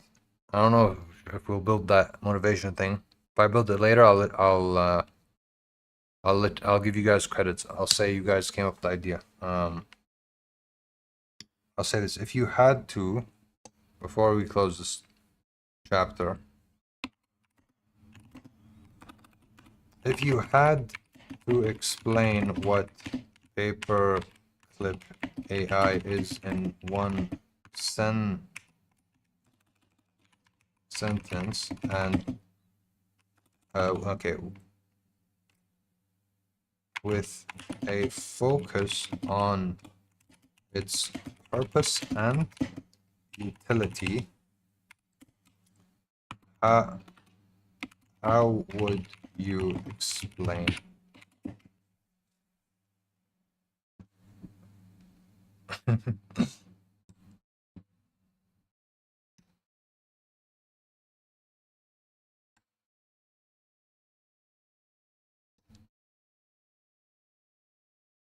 Paperclip, here we are. Paperclip is an open source self-hosted company operating system for AI agents. Instead of chatting with one assistant, you staff a virtual org of autonomous agents running on runtime like Claude Code that picks up real tasks from a shared board and work them end to end, while you steer as CEO through org structure, budget, approvals, and reviews. Okay.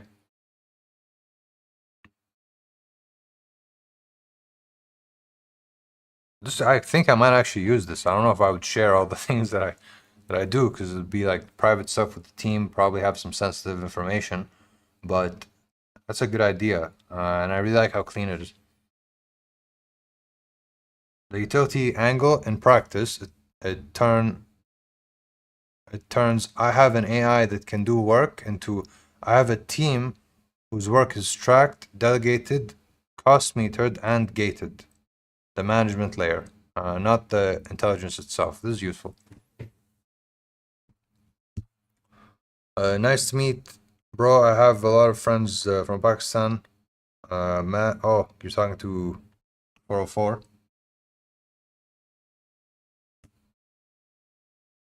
Don't ask KR or trust MR, save water, save earth. We'll just go to it. Link me to it. Send me the link to what you're talking about, 404. I would call you Jay, like Jillian does, but we're stuck on 404. That's the inside joke, the error. It's begun. We've already begun. 404. Plus, it's funny in Arabic, like when you say a ra, people find it funny. You say that, they're like, oh, you speak English.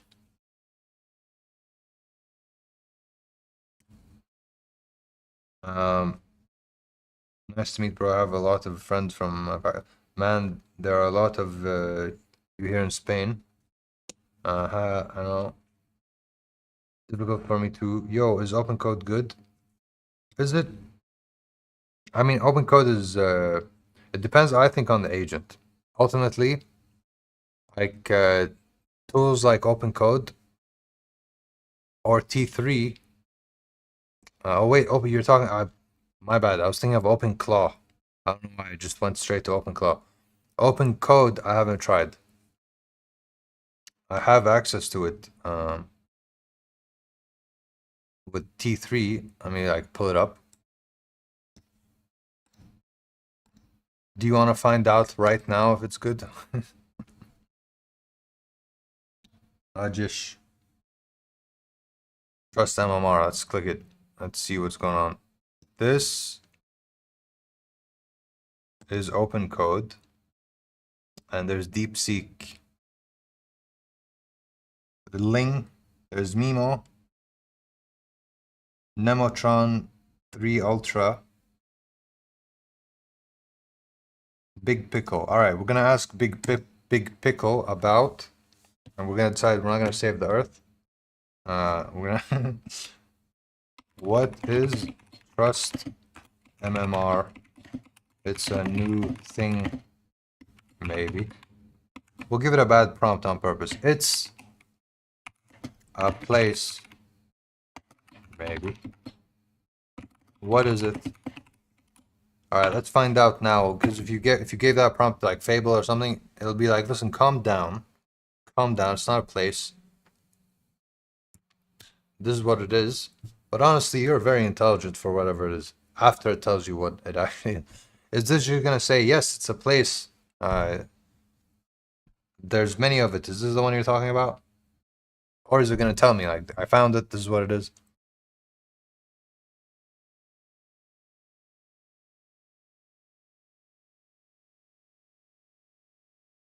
Okay, interesting thinking process. I see like check marks here. Got a work log.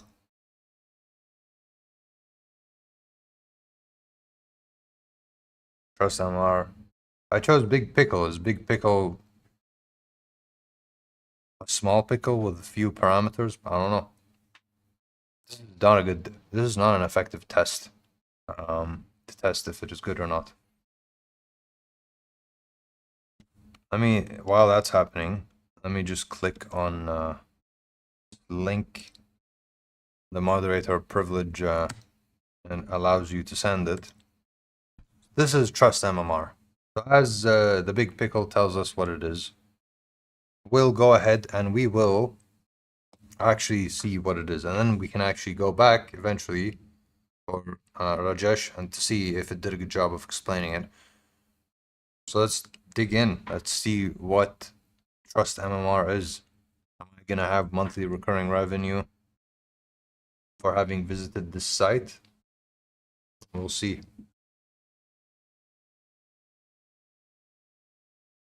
The database of verified startup revenues. Okay, it's a database. 200K monthly visitors browse SaaS mobile apps, the digital business for acquisitions on Trust MRR, explore the marketplace.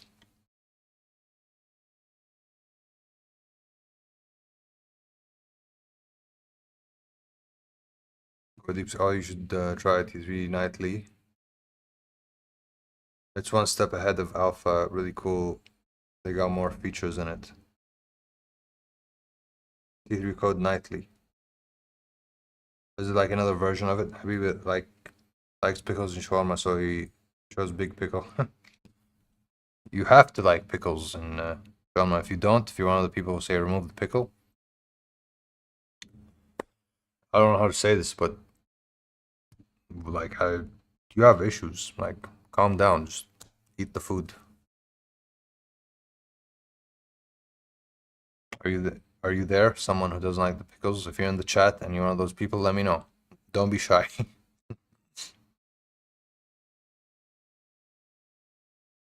Oh, they have a globe too.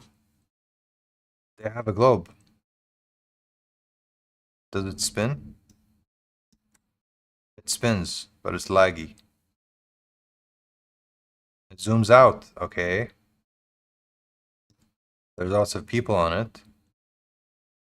So this is trustmrr.com. And this kind of looks very nice, actually.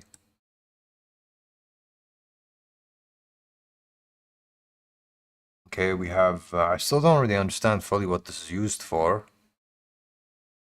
There is this pop-up that you might have missed, but it says spot the next big thing, get the weekly data report, top 5 fastest growing startups, best 3 startups for sale, and one underdog spotlight, and you get the data if you put your email in. There's a lot of these cards on the right that flip around, and on the left, they're just everywhere. Haven't clicked on any one of them yet. Let's just go through the main page first. We got this says what's happening. Oh, okay. It's all about the money. You got Warren Buffett here. $1 or 1 million. That's how you know you can trust them. Warren Buffett here. Vouching for them. All right. The database of verified startup revenues.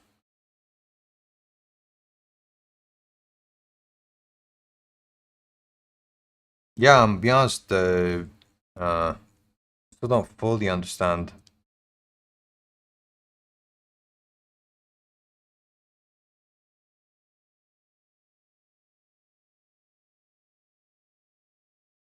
Am I dumb? Sometimes I question. Should I know what, from just seeing this, should I know what it does? One thing I'm realizing from just seeing my website, buyabigboat.com, probably everyone goes and says, like, what is this? The exact same way that I'm seeing this and not immediately getting what it is. So yeah, that is a dumb mistake that I made. We need to really, really simplify the landing page.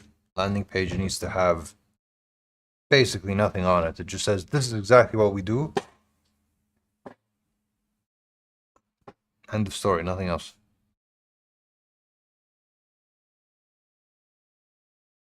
You can buy and sell startups there.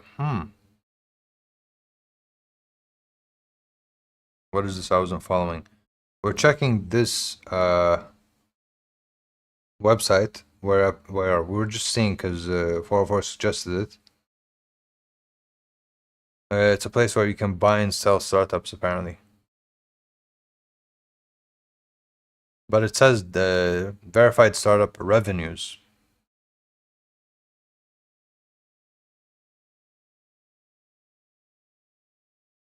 Wait, I can sell a startup. Like if I can start one and sell it over here. That's useful. Has very little revenue, but you know. I was giving my agent, okay, also see how much each startup is making. Just because it says verified doesn't mean it is. How do they verify? I'm not saying it isn't.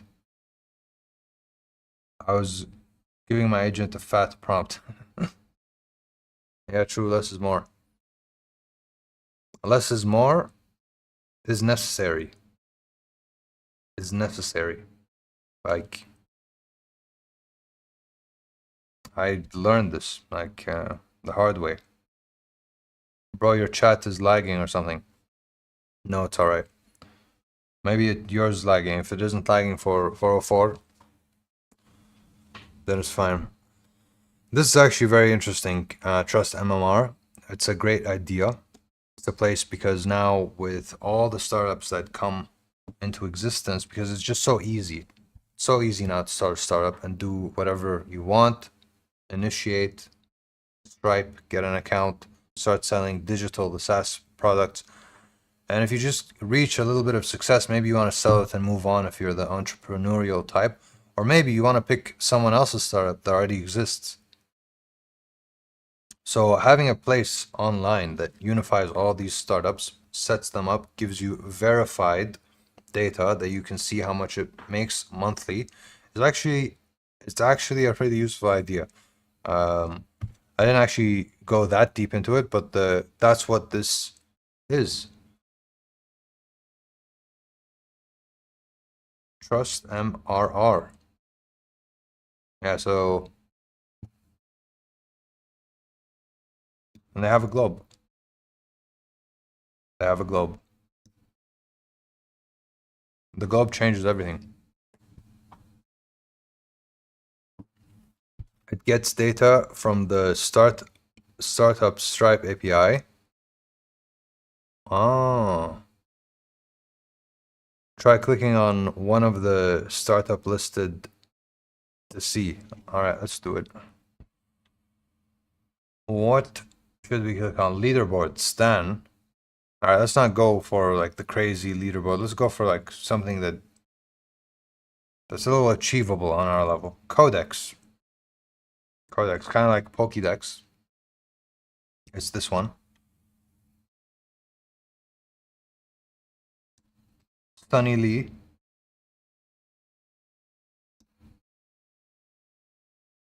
All right, I clicked on it. Shows you the revenue. All-time revenue, MRR, founded.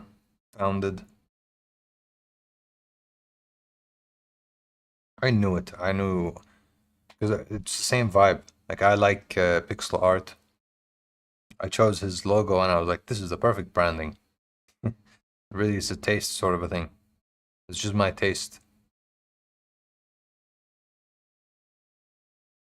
Beginners in coding and individuals looking to switch careers in tech is his audience. Starting at just $9.99 a month. What do you guys think Rocket Chimp should evolve to? Because I've completely dispersed my ego, or I don't know, not dispersed. What is it? There's a word I had, basically threw it away, you know? It's gone now, my ego. I'll do whatever.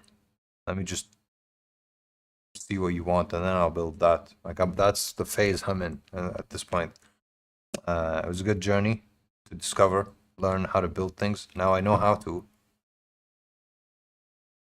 Now seeing this is just making me think, a lot of people can do it. Why can't I? Let me just build something. Passion aside, like just build something useful that a lot of people would use. 1 million Kuwait dinar MRR. Yes. Inshallah one day. 1 million. Honestly, just like a fraction of that would be amazing. 1 million KD is like 3 point something million dollars. Come on, like 1 KD to USD. 1 million MRR would be 3.24 million USD. Let's choose achievable goals. Let's do that. How about come back to the real world and just try to get, $8 a month maybe as a starting point. I don't know.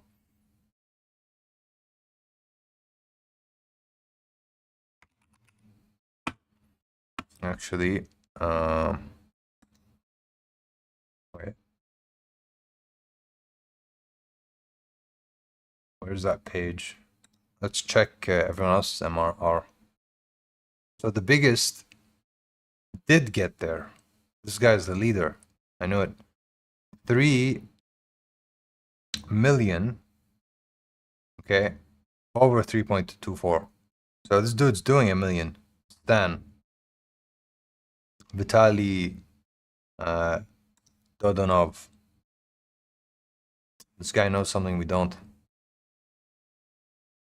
You can also view by people, like the startups, by each person. Vitaly Dodonov, one startup with verified revenue.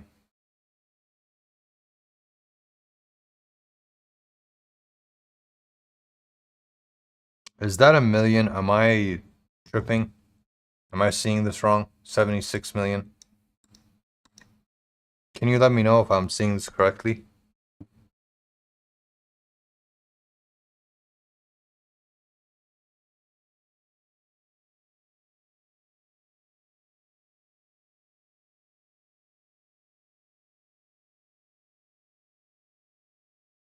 Wow, that makes sense. Stan enables people to make a living and work for themselves. That's so broad. That's so broad. If you win in that domain, you're targeting everyone. Everyone who joins the workforce, has joined the workforce, is in the workforce, and doesn't want to be in the workforce. Somebody thinking about joining the workforce because they've reached that age, the workforce. He's dominated the domain, which everyone has to end up submitting to, basically. That makes sense. That checks out, is what I'm trying to say. It checks out.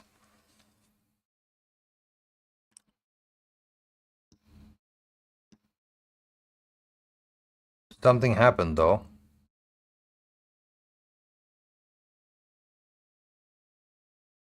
Maybe it's a data issue. Plummeted. Maybe he sold it. He's like, all right, bye everyone. I'm on vacation indefinitely now. And then he forgot to change this and remove his account, maybe. I don't know. We don't know. We're just here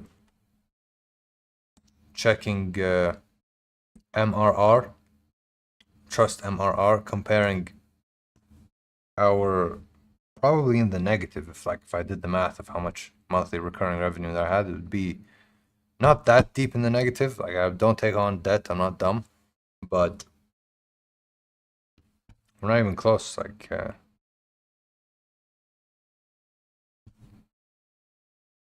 but it's revenue, so maybe the people earning using Stan also counts as revenue, not profit, right? Oh, yo, that's clever. Not clever. That's an insight. That's deep. Because if he built an ecosystem, what you're saying, if he built an ecosystem and money flows through to them, but that money is basically either used as credit or they're just trying to send it to someone else that is using the same application. The way that Stripe would track that is revenue, monthly recurring revenue. So again, we don't know, but that's a very, very smart insight. I didn't even think about that. Good job, 404. Completely missed it. Shark Tank vibes. Yeah. Buying and selling businesses and so that I like the vibe. I like the vibe. Dragon's Den.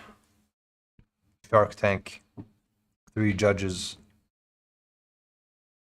Or 4.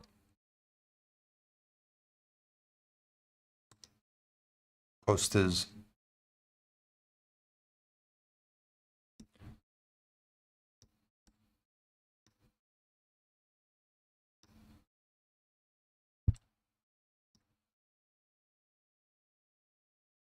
These are so cute, like these,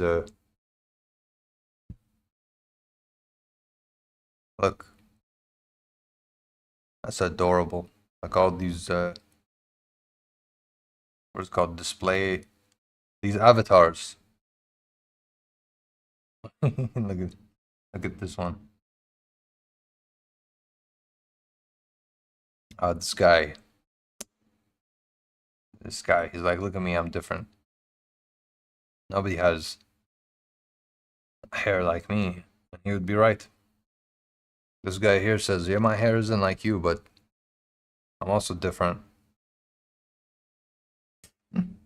This is nice. This is nice. Trust MRR is actually a nice idea. It's a good website, and it's done a good job of bringing everyone together that has monthly recurring revenue. Probably all digital like SaaS companies.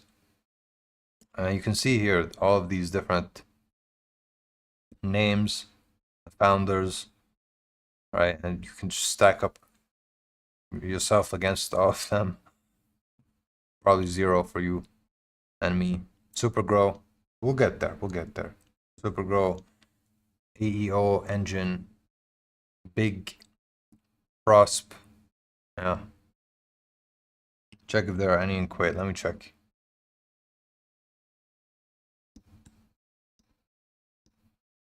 I don't think there are. Where's Kuwait? I can't even. Oh wait, let me go full view here. Oh. There's someone in Kuwait. Silver Kite. Who is this person?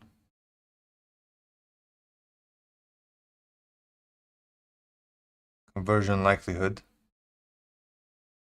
114% more likely to convert. I don't know what this means. How do I go on this account?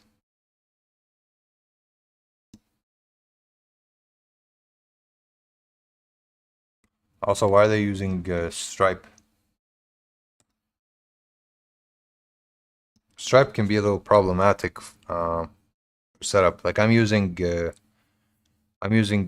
well, my bank lets me use, I'm using UPay as a payment gateway.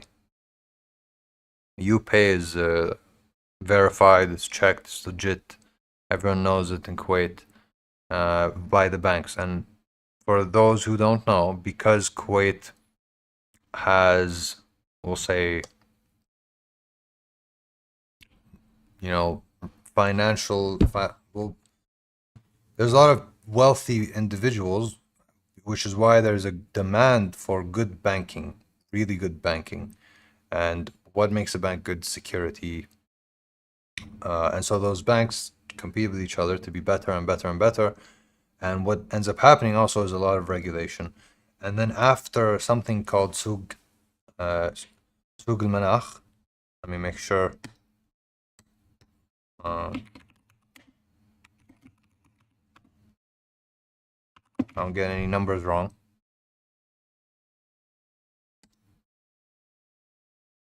We'll just use this. Numbers may or may not be accurate. This is something that happened in Kuwait in 1982. Okay, we had a stock market, and the stock market basically made it to Japan level, using derivative products and stuff like that. Japan level euphoria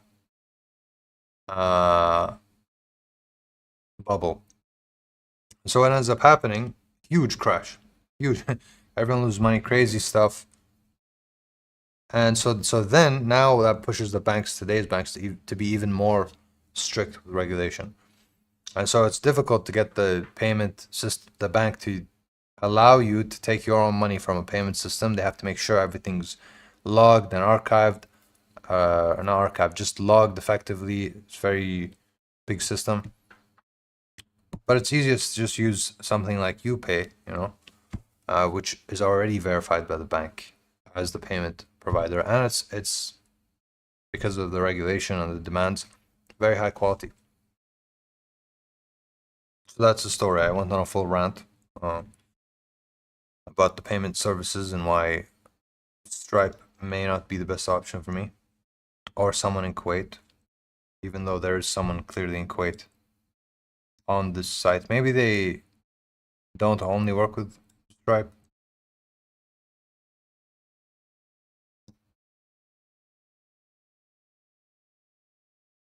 Anyway,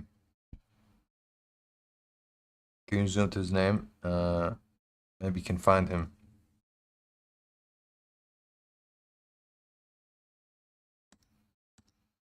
No, I'm clicking on his name, clicking all around. Nothing.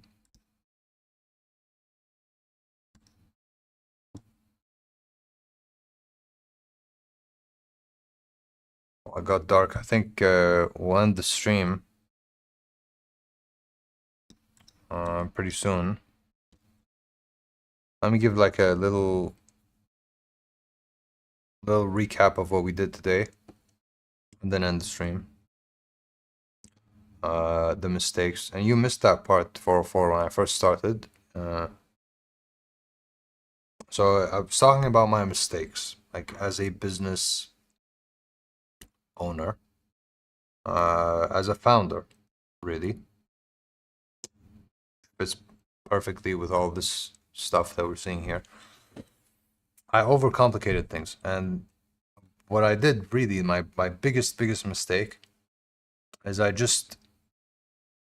I viewed it as a thing where you need to provide so much value at the beginning and have it all, displayed for everyone. Here's all the value right here for you. And I'm realizing now it's not how you do it. You can have all the value, set it there. You should have it so you're legit.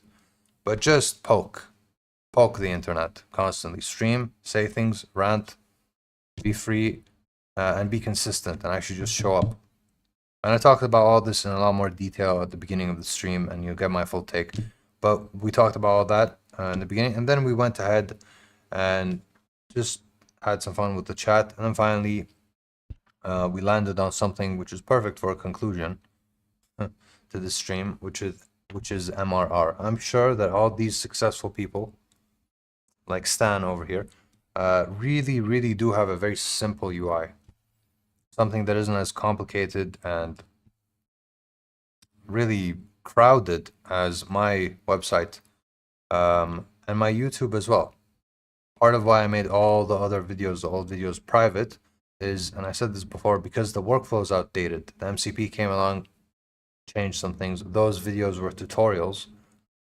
Those tutorials are outdated, they're bad, and genuinely, if I leave the video there, the old video of the workflow, and someone lands on that video and sees that workflow of this is how you should do it, and then does it, then I'm giving them bad value. Like there's you provide value, there's you don't provide value, and then there's the tier below where you're just giving not misinformation, it's outdated information, it's bad. And so I made all those videos private, unfortunately, even though we spent so much time working on them and focusing on all the quality and everything. Now, I spoke to my video editor right before this stream. We had a little meeting. We talked about it, and he spent a lot of time and energy doing all the designs, everything for the effects. We have some really nice videos. I told him, look, we're going to do clipping from the live stream, and we are going to delete it if it doesn't work. Not delete, maybe put it private, I don't know. But we're going to be very, very loose with these videos. Don't spend too much time and energy. Just take the stuff that's entertaining, not necessarily educational, put it out, volume. Let's build a community. This is only fun if we have a lot of people, a lot of you guys here in the chat, talking with each other, choosing ideas, exploring topics, doing a bunch of that kind of stuff. That's the goal, not the quality anymore. Quality is more than good enough right now.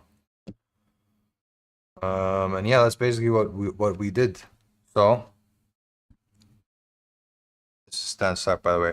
Last little thing. We'll check this and I'll say goodbye real quick. Might as well. What did Stan do? What did Stan? Watch his site be super minimal. Okay, there we are.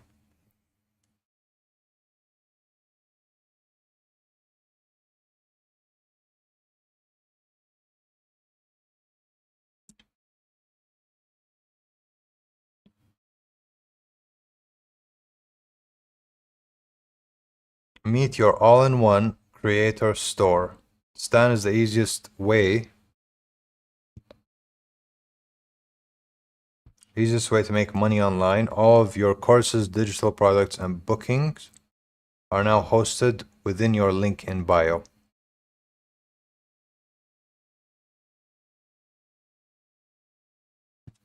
That's it. That's the whole site. That's all of it. Compare that with my website. Like, what is this? Like, what? What even is that? You go to the landing page. Chat with bots. Okay, but I can already do that. Plant it. Plant what? Like, there's a computer. I went too far. It's a good, idea for someone who's very invested, very enthusiastic about these sorts of things. But there's just not very many of those people to gain momentum, to gain traction. So that's my mistake. That is my mistake. Yeah. Anyway, we'll actually end the stream. So thank you to everyone who joined. Anyone who's there, anyone who comes back and finishes the stream. If you left, Sean, Prime,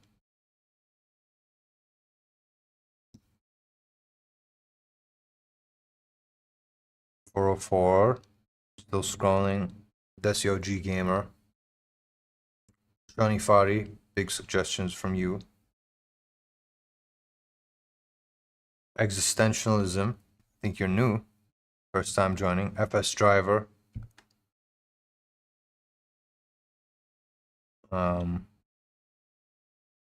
Jaco Kron, Pratik and Cheat 1024. Thank you. Red Jello Bear. Wow, there's a lot of people this stream compared to usual. Yeah. It's working. We got a lot of people coming in. So they allow influencers to sell or to create stores on Stan and sell their products. Yeah. It's like a super minimal solution to selling stuff. So influencers selling money also counts as revenue. That explains. Yeah. You were right.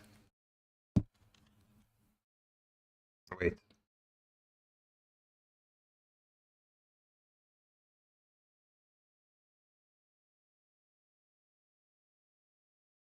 No, it doesn't check out. I don't know. We'll come back to it. That's it for today.